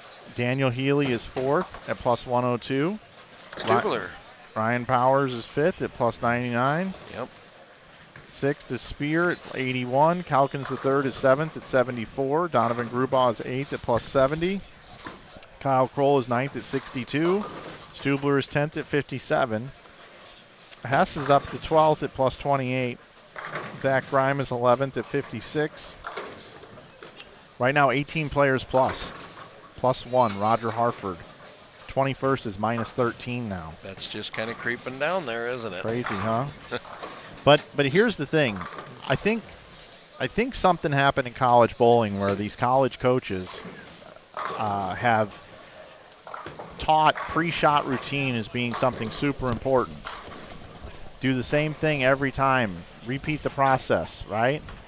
Well, what's happened is these pre-shot routines have gotten really long for a lot of players. Mm-hmm. And now there's this thing where people are teaching you to swing your arm, swing the ball on the approach, and all this different kind of stuff. And then you need to visualize the path of what's going to happen. And by the time you do all this, you're looking at 45 seconds. And you bottled yourself into a corner. Okay. And when you do that in a 5-person collegiate event, didn't the Hoosier get done at like 1:30 in the morning? Yeah, it was around 1 when the girls finished. This has become a problem. And then out on tour. They have a shot clock. Well, on TV. Well, they actually have it through the week too. Thomas Kauka, he actually had the clock called on him in match play. I believe it is Hess knows better than I do. We'll have to ask him. I think you get 25 or 30 seconds after the player walks off the approach to complete your thing, and Kauka was taking like a minute. But what's happened on tour is the TV shows are running long because a lot of college players, when they make the shows, are making the shows long. They're just more deliberate because, like you said, they've gotten used to They've that. gotten used to this pre-shot routine, right? And I've mentioned it with Martell in the past. He's gotten better. Yep, he has. But, man, I think with what's going on in baseball with this pitch shot clock, you've got the veterans like Max Scherzer and Justin Verlander and all these guys that are loving this because they can work fast because they're veterans. And these young pitchers, like a guy like Yu Darvish, I think he's going to have a horrible year this year. He can't work fast enough within that. And these players that started going up to the plate are more like the bowlers, the batters. They got to undo the Velcro off their glove. They got to spit off to the side. They got to hit the plate with their bat twice. They got 8 things that they're doing they before they even. They got to lick their shoulder. Yeah. They got to take a practice swing and then look at the pitcher. Okay, they have sped up the game of baseball already this year. These games are taking 2.5 hours to 2 hours and 45 minutes. One game was like 18-11, and it was completed in 2 hours and 45 minutes, which in the past would have taken 4 hours. So I think we need to speed this up in bowling some way, somehow. There was a bowler at the Hoosier Classic to the left of us when we were there, and he was very, very deliberate. I don't even remember who it was. I don't even remember what team it was on, but we were watching, and I finally counted when he took his stance on the approach, not counting the amount of time he took to get up there. Just when he took his stance, it was 16 additional seconds before he started his approach. Yep, and I haven't even started trying to come up with a rule change for this, and I am not Jesus Christ of bowling that what Mike Flanagan says is going to be the rule, but this is where I would maybe start. If you went to the coaches and said, okay, at this event here, your team must have your team regular game completed in 1 hour. Or you get 0 for the uncompleted frames. It'd be amazing how quick we would bowl. A horn goes off in the center, and if you don't have all your frames complete, the game's over. Yeah. Okay? You'd find a way to finish the coaches would make major adjustments. Yep. And they would say, okay, Mr. Martell on our team, we got to really work on your your pre-shot routine. We got to work on what you're doing. We got to work on getting. I think college bowling needs a time limit. I think every team should have to start at the same time and finish at the same time. Well, another thing that happens in college bowling. 55 minutes. Is 55 minutes too long? Is that too short? Well, it also depends on a little bit of what pattern you're on. If you're bowling on a super hard pattern, but another thing that really we don't address that does take a lot of time is we put other bowlers in on the fill ball. Well, when I put another, they all know, the guys that aren't bowling, that are not in the lineup, they all know, okay, 10th frame's rolling around. As a coach, there is nothing more frustrating. And I mean, I know you can't bring everything with you every game. There's nothing more frustrating than saying, hey, you got this fill ball, and then they walk down 10 lanes to get the ball and then come back. Oh, right. That ball, we want it there. Yeah. And again, I know you can't always have everything there, but I've seen, a lot of times there's a 3 or 4 minute conversation before you get up there for a fill ball. There needs to be a sense of urgency with bowling, and teams would adjust. There would be an adjustment If you got period. 0 for, you'd get that game in. You would get the game in, and that's exactly what I think needs to take place. And that's what's in baseball right now. That's what they're doing in baseball. How many times are they going to call that until these pitchers realize, I got to pitch? Yep. You're hearing it here first, folks, and I don't know if anybody else has come up with it, but it's the first time I've ever talked about it on air.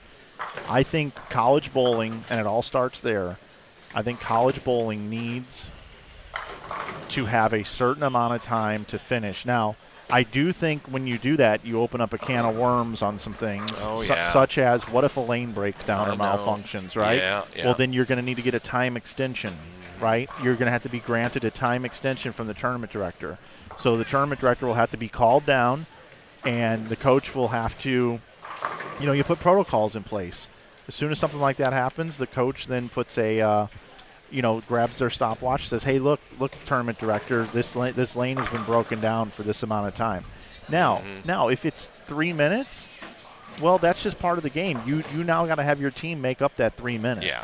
Right? And sometimes it's 10 or 15, and that's different. Yeah, then you get a time extension, right? You get a time extension. So Yep. anyway, it's an interesting thing. I'm sure there's smarter people than me that can figure this out, but I do think it needs to be addressed. I think if you surveyed 100 college coaches and 100 college bowlers, they would all say the pace needs to pick up a little bit. And the only way to do it is to put them on the clock as a team. That's what I think. I think you got to put the team on the clock. I mean, they would bowl. I mean, you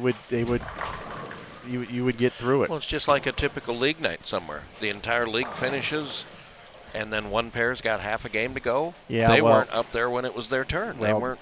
There's three things that are bad about league bowling right now, but that's league recreation, night out, entertainment. Right. So it is what it is. Yeah. Can't do much about that. I wouldn't do anything there. It's it's not college bowling trying to feed people into the pro ranks, but in league play, one issue is people still smoke cigarettes or other things that are legal in your area.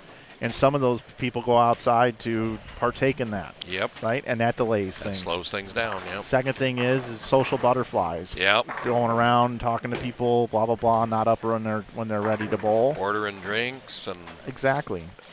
Yep, that's another one. And then the third thing is they're just not very good bowlers, and they bowl 2 frames all the time.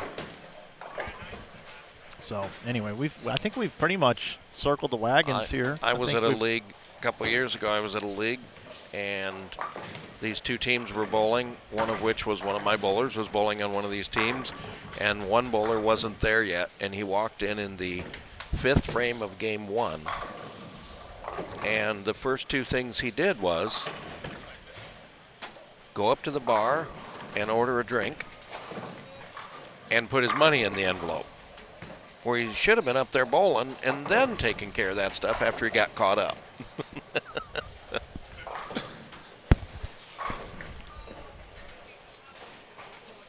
But yeah,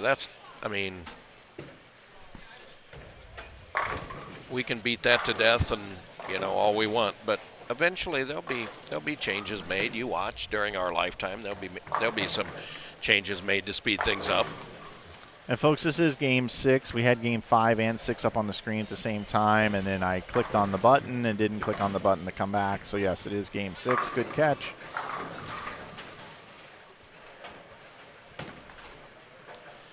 Yeah, they're just finishing up game 6 here.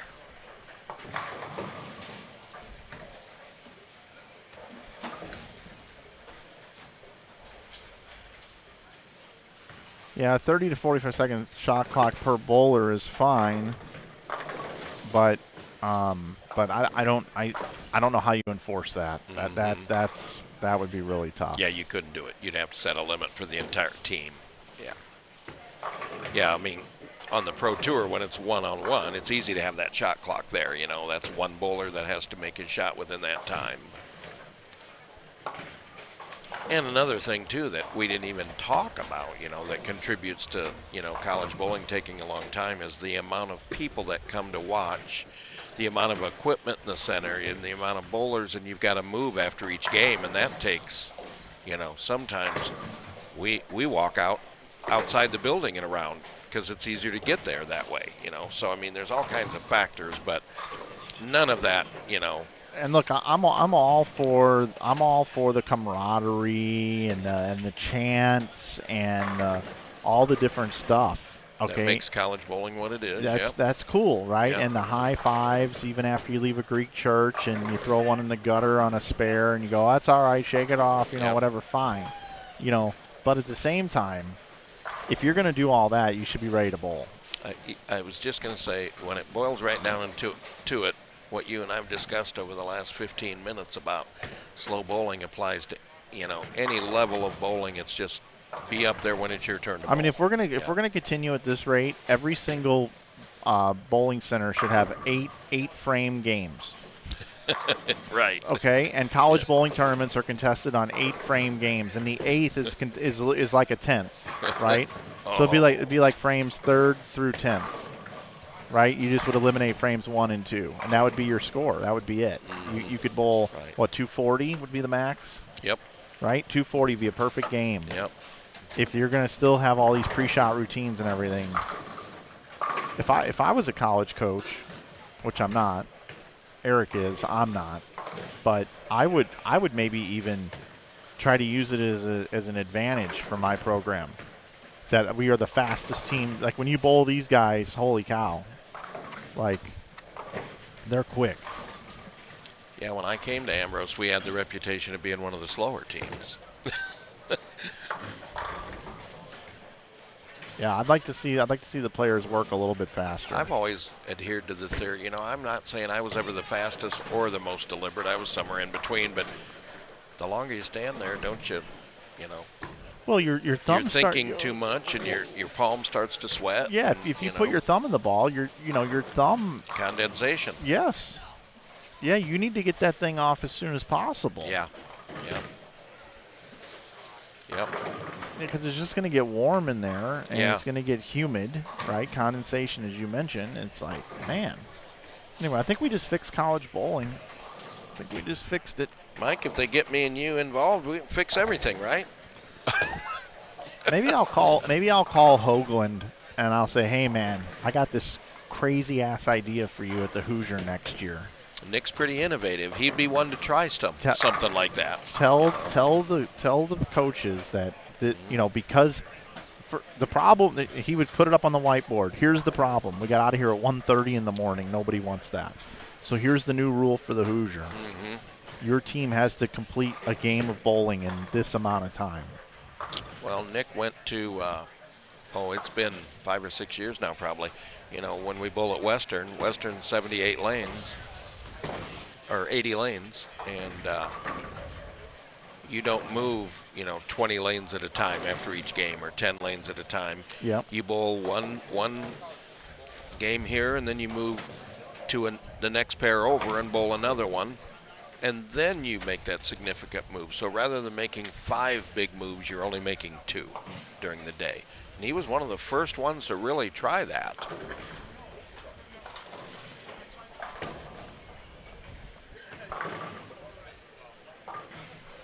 Yep, I think that it's got to be sped up because it's starting to become a nuance on tour. Mm-hmm.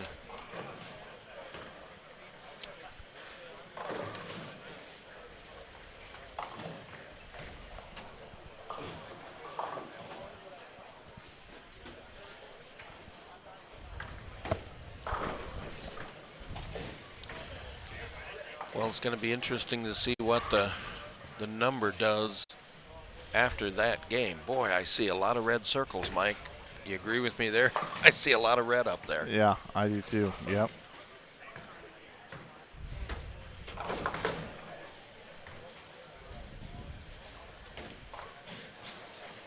Yeah, I've been really closely watching all this baseball stuff with all these changes. Mm-hmm. Bigger bases, all this stuff that's going on right now. Everybody talks about how much technology has changed bowling, with, 45 years ago with urethane, and then in 92, 93 with reactive and that. But it's really bowling. I tell people this all the time. It's no different than a lot of other sports. I mean, look at golf. Yeah. The club head speed and the size of the clubs and the grooves and even the way they mow the fairways toward the green and all of these changes, it's the same with every sport going through changes.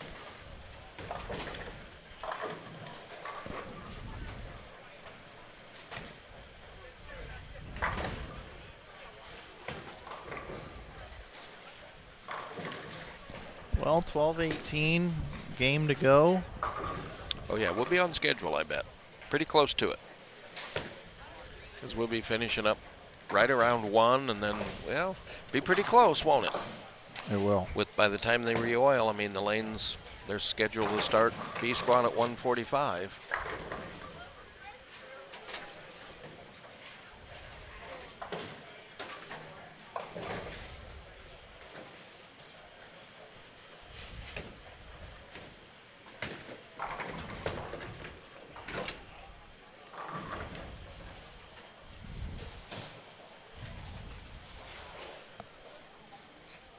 I think almost everybody, I see one pair in the 9th frame down there, and everybody else is pretty much, well, there's a couple pair at the high end that are a little behind, but again, not to blame anybody, but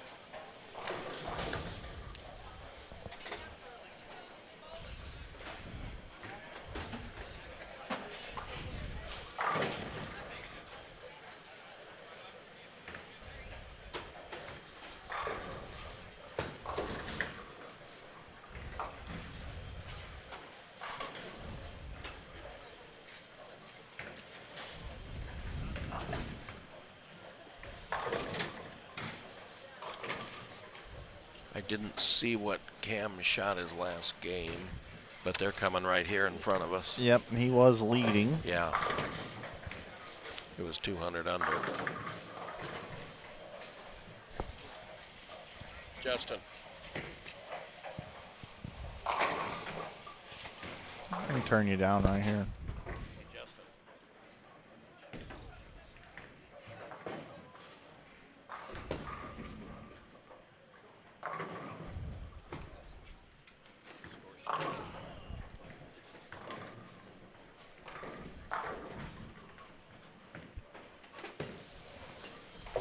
I gotta go fix that camera. Cam had 235 to get to plus 235 in game 6.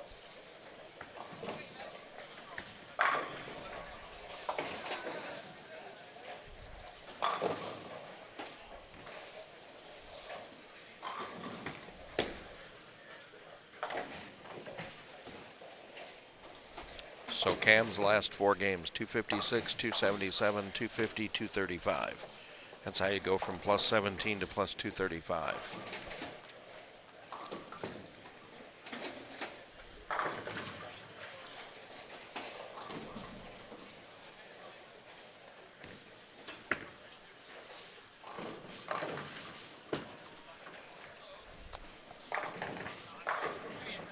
Be interesting seeing what that 21st place number does after this game.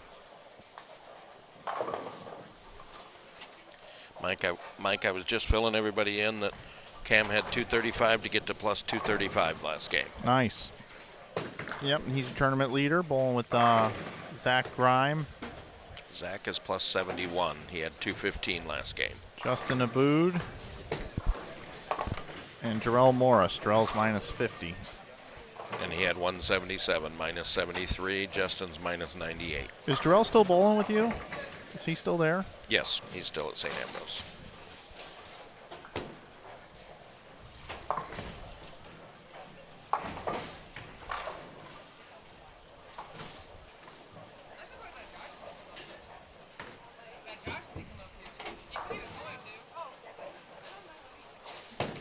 Cam's up here. He started with a spare in the first. That's close.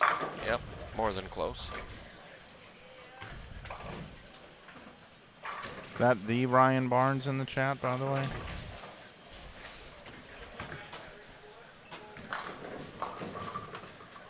You never know. I would think it would say Barnesy in the chat. But I'm sure he's probably bowling somewhere today. Well, Jarrell's 73 under, but you never know what a 240 or a 250 might do here on the end. That's true. I mean, if that number has crept down to about minus 13 now, when it was plus 5 a few games ago. So you just never, you have to keep going. Cameron bowled 224, 193, 256, 277, 250, and 235. Yeah, pretty he's good. On a roll these last 4 games, so. What's Joe just walked by? How's Joe bowling today? I haven't seen his score, Mike. Well, he The started out with tournament director. He started out with 2-teen the first game, Did he? but I think it's gone backwards ever since. Let me see what he did the last game. Let's see.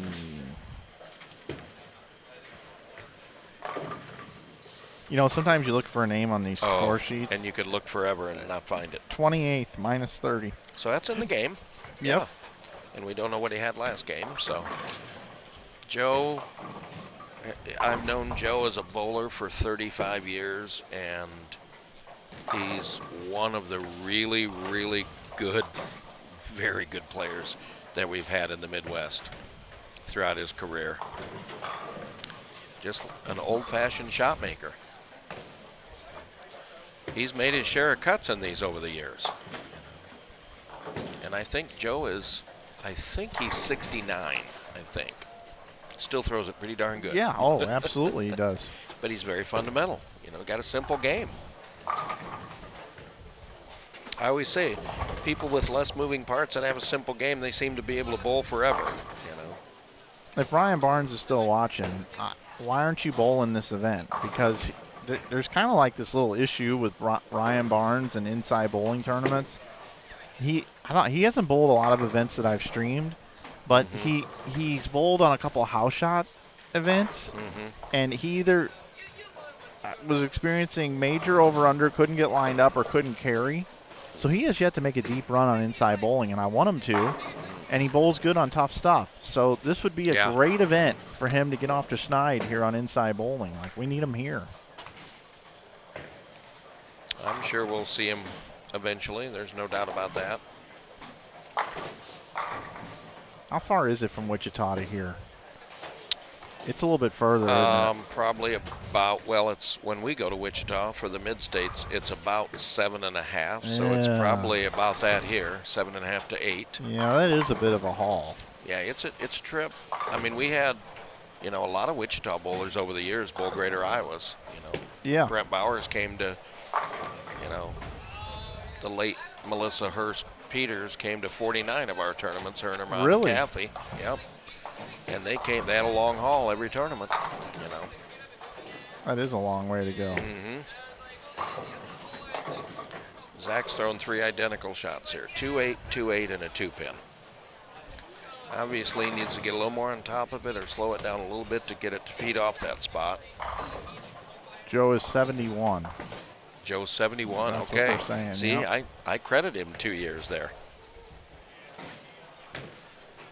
Well, look what Jim Novak from Cedar Rapids did at age 91, shot 800. Oldest 800 shooter ever, Yeah, that's actually my goal. That's the record I want in bowling. I want to be the oldest 800 shooter ever. So I'm going to really start to work on my game at about 75. And you still got 17 years to go.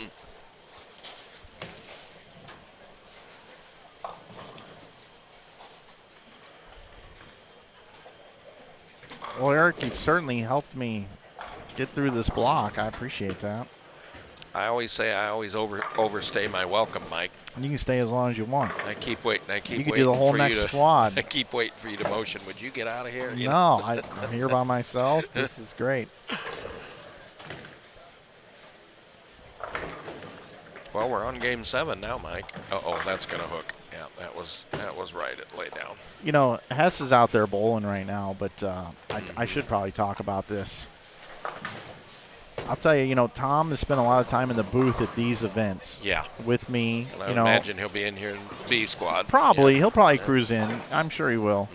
But Tom and I have become friends over the years, and I feel like he's done a nice job, over the years helping with this stuff up here.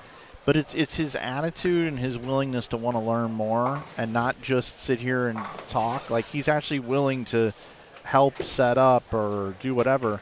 So I kind of noticed that a little bit. And I think Tom's been looked over by too many people in the industry for jobs. And I think a lot of it has to do with just because Tom has gotten animated and has, we all know Tom's had some temper issues there for a while, but it wasn't towards anybody else. It was all towards himself. That for whatever reason, it really spooked people, and I think it gave a false impression of who Tom really is. He's a big teddy bear, and he'll do anything for anybody.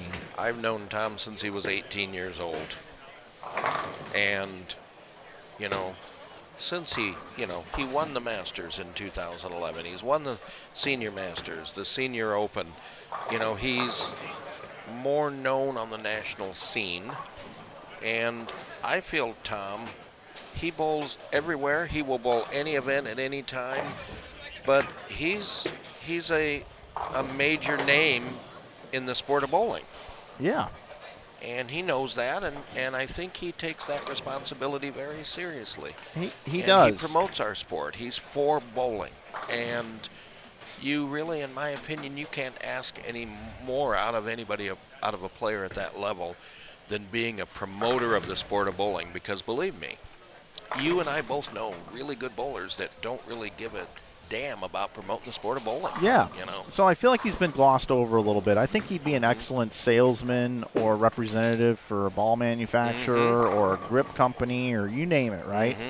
And he drives everywhere. You know, Yeah. he could stop off and see pro shops and stuff, but hey, he's never been afforded or given that opportunity. So when I had the responsibility and the privilege to be able to cover the PBA Tour this year, and we were looking at folks that could help, you know, the fans always want to hear from a bowler who's thrown it for the wheat to win a title, more so than a guy like you or I, right? And because Tom helped us out a little bit last year at the Super Senior event, and, you know, he helps set up the computers, he helps put up the gaff tape, he helps do everything. This year he's got a part-time gig, you know, out there on Bowl TV. He's going to be there in the booth for the PTQ, and then That's good. once he's eliminated from the event, he comes and joins in the booth, which we're hoping one of these weeks he never gets in the booth. But, you know, based off of prior performance, he's probably going to be in the booth quite a bit. And, yeah, you know, he knows that. But Yeah. the fact of the matter is what I wanted to say on air here is he's been an absolute pleasure to work with from a commentating standpoint. And he continues to try to get better every single week. He's watching himself back. He's listening to what he's saying. He's constantly getting better. And we've done 3 or 4 telecasts now, and our last one we did in Wichita was our best. And we're going to be calling the finals of the Jackson Classic coming up next week. We'll be calling the Kokomo Classic. So we've got quite a few of these events that we're calling, and I just want to take a second on air and let people know that Tom has just been a peach to work with. He's been awesome, and I think he's doing a great job. Hey, there was a kind of a weird 10-pin messenger thing that just happened while we were talking. I wanted to bring up and show. Quentin Bolin here. Watch this messenger.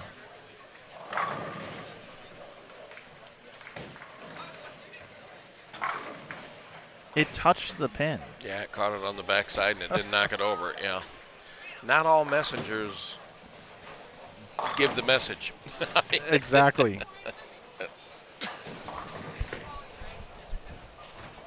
Tom's down there now. Oh, swish 7 on that shot.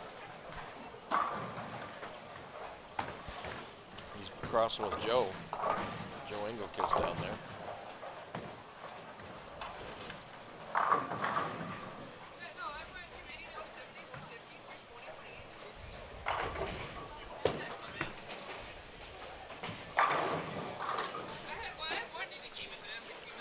That was a pretty good shot there by Cam. Yeah, you can't do much more than that. I always say a lot of good shots don't strike and a lot of bad shots do. Very true. And that's how you try to keep your patience too. You have to realize not every good shot's going to get 10. And some really bad ones are.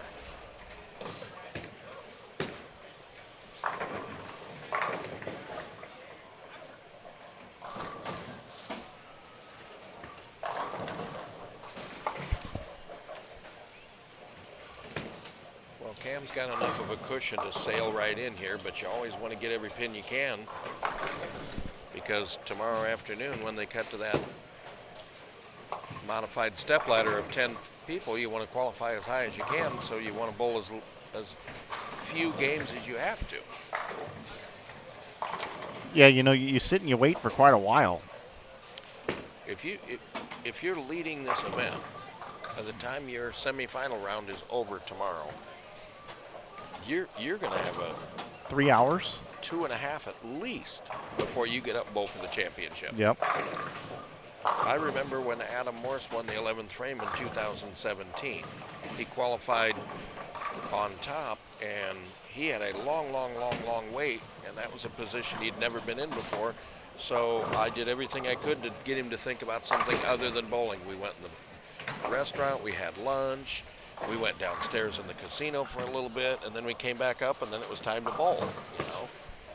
But you can't just sit there for 2.5 hours thinking about that game. No. You've got to relax. And I know that's easy to say for me. I wasn't the one bowling for the title, but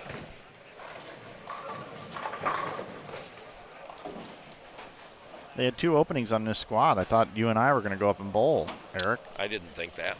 Oh, okay. Well, You maybe, but nope, I knew I wasn't going to be participating. I was ready to go out there with my cracked critical mass. I was ready to go.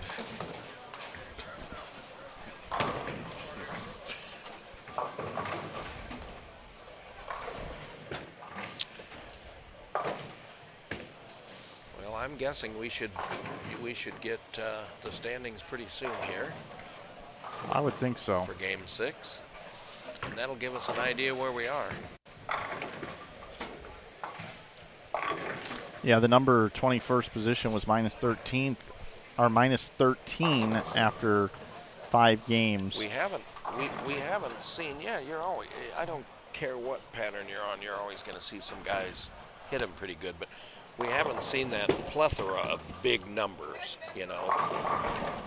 I mean, that's still around. You know, around 10th place is what is 10th after 5? It's like 57, isn't it? Yep. Yeah. So I mean, that's a 210 average. So you would not call that a high scoring pace. You know.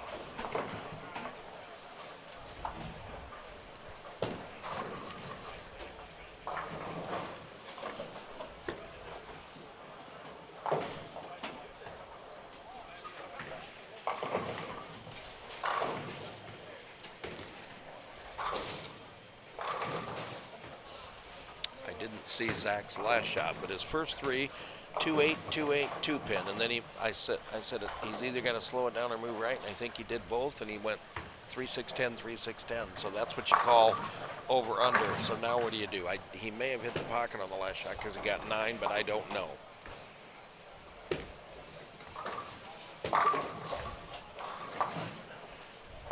Justin Abood with a nice double there.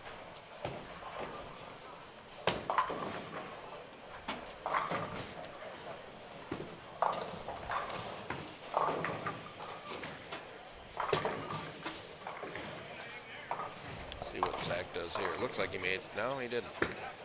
That looks pretty good. Yeah, he's just got that same same reaction. Throw it good and it hangs.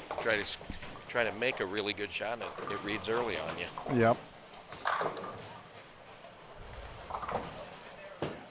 But by this time in the day, Mike, Game 7, you know, these pairs can really be different from pair to pair at this time of the day. Absolutely. I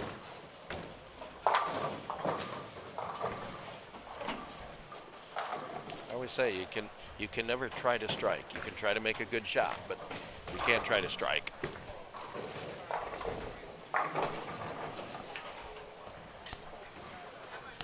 Here come scores after Game 6. Cam Crow, 235. Jordan Monins, 138. Donovan Grubaugh, 104. Those are the only players plus 100 or more. Anthony Dodge is 4th at plus 85 with Kenny Calkins the 3rd. Daniel Healy is 6th at plus 83. Seth Tegmeyer is 7th at plus 73. Zach Rime is 8th at plus 71. 9th is Ryan Spear at plus 60. Stubler and Kroll, Kyle, are tied for 10th at plus 58. Ryan Powers 12th at plus 50. Tom Hess is 13th at plus 42. Alex Denton is 14th at plus 21.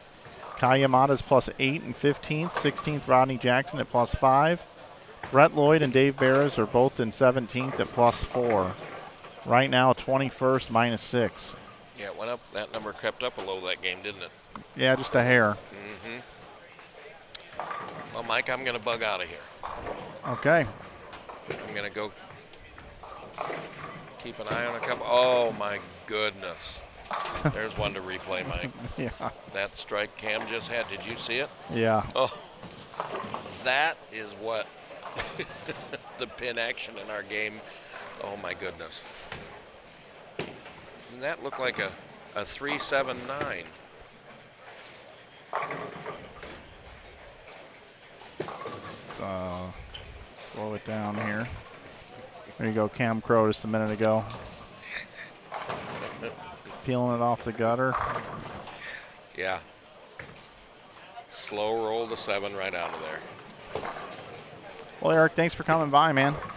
Mike, as always, thanks for having me. Certainly appreciate it. Yep. Come on by if you want any more. I enjoy coming to these events. You know that. And I Yep. know you do too. And thanks Yep. for everything you do. So Hi, brother. have a good day. Thanks, Eric. It's Eric Littig, everybody, St. Ambrose coach. Knows all the bowlers up here. Helps me out tremendously with cut scores and everything else up here every year. Good dude. Good dude, Eric is.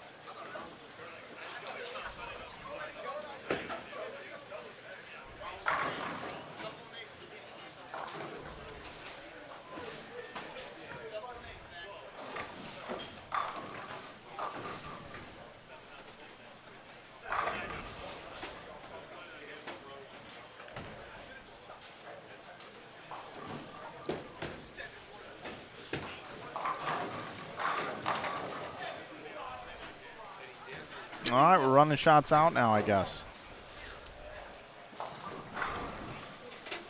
Zach Grime plus 71 coming into this game. Finished with 197. Having a little bit of fun out there.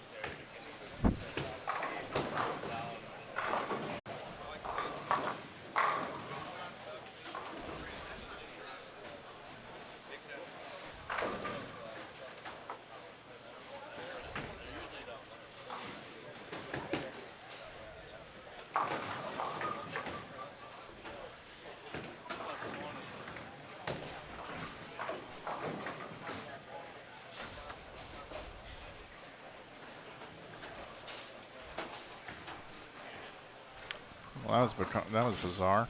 My streaming software just completely closed itself. It's always nice. This is an unusual leave here for Joe. My goodness.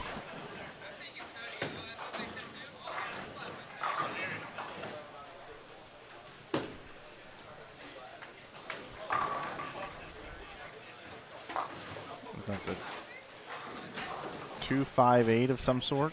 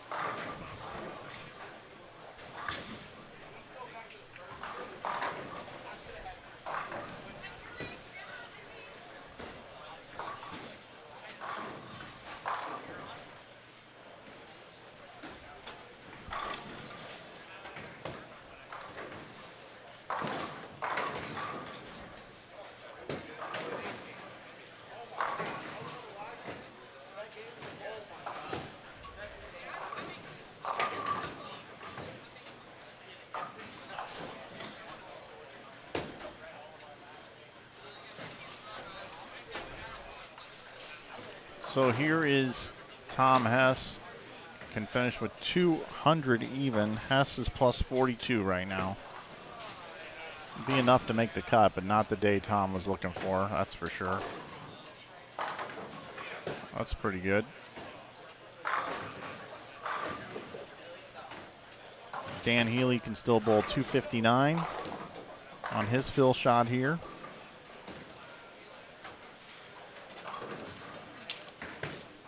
Dan is plus 83. Wow, that 7 almost stood up. You see Tom shake his hand and say, great bowling today. 259. To go with 83 puts him at 142. 142 over. That may be good for the top 3.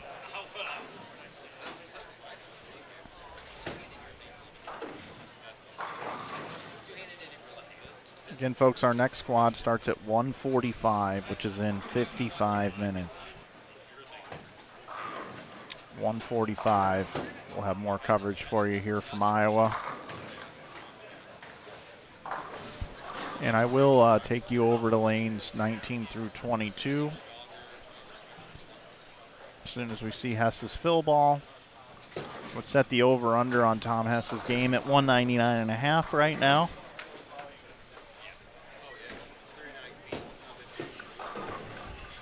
And I am going to take the under. Just because I know Tom always takes the over. So we're going to take the under on Tom Hess getting 9.5 on this one.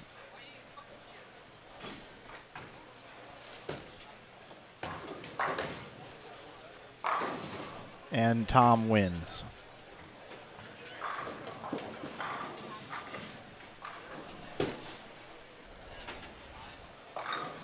So we finish out over here. We got Lance Rockwell.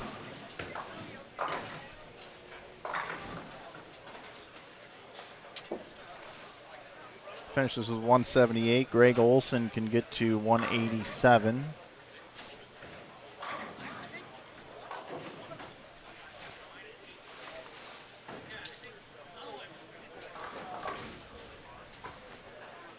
Trevor Blessing Light. Nice last game, but not a good block for him overall.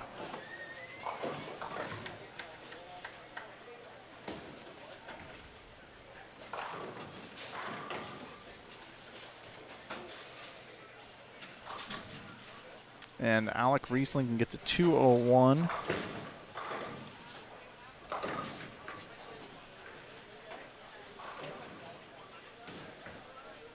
He's at minus 47 coming in.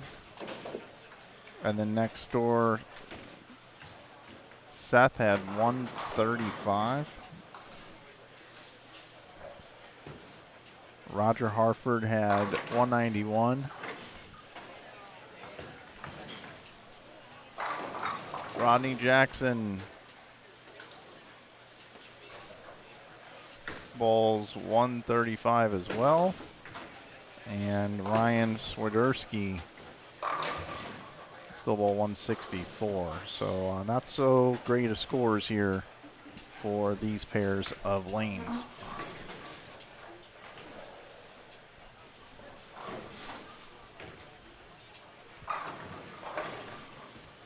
Well, folks, this broadcast is about to come to an end here, as we will be back in, like I said, about 50 minutes from now. I want to thank our sponsors, Ebonite, the title sponsor. If you're looking for a new bowling ball purchase, make sure you check out the Brunswick family of brands and the Ebonite brand. I'd like to thank I Am Bowling. If you're looking for a new jersey, check out iambowling.com. GIBA is a coupon code you can use to save 25%. Also, Budweiser and Bud Light. Nice 4-9 conversion there, by the way, for Alec. Budweiser, Bud Light are the official beers of the Greater Iowa Bowling Association. The OP on Ridgeway is a restaurant that everybody likes to go to here. Also a great sponsor. Quick Star, Quick Trip. Pick up your gas, grab your snacks before you get in or out of town. Make sure you also stay at the Hampton Inn while you're here. Hampton Inn also a sponsor. And if you are looking for a loan of any sort, check out Brandon Steen at the Steen team. Specializing in mortgages with guaranteed rate, and also the Waterloo Convention and Visitors Bureau. Would like to thank the Waterloo Convention and Visitors Bureau. And all the standings can be found at the link I have posted there in the chat. Cam Crow is your tournament leader and will lead. And we will have another group of 68 players coming back right after lunch. So that's going to do it. Thanks for tuning in today, everybody, here on Inside Bowling. We'll get the stream started back up here in just short of an hour. Certainly do appreciate the audience being here and appreciate you watching competitive bowling right here on Inside Bowling. So for Joe Engelkiss and his entire staff and the folks here at Cadillac XBC here in Waterloo, Iowa, my name is Mike Flanagan. I'd like to thank you for watching again Inside Bowling coverage of the 2023 Ebonite Winter Classic. I will be back in just a little bit, everybody. Have a good afternoon. We'll see you in a bit.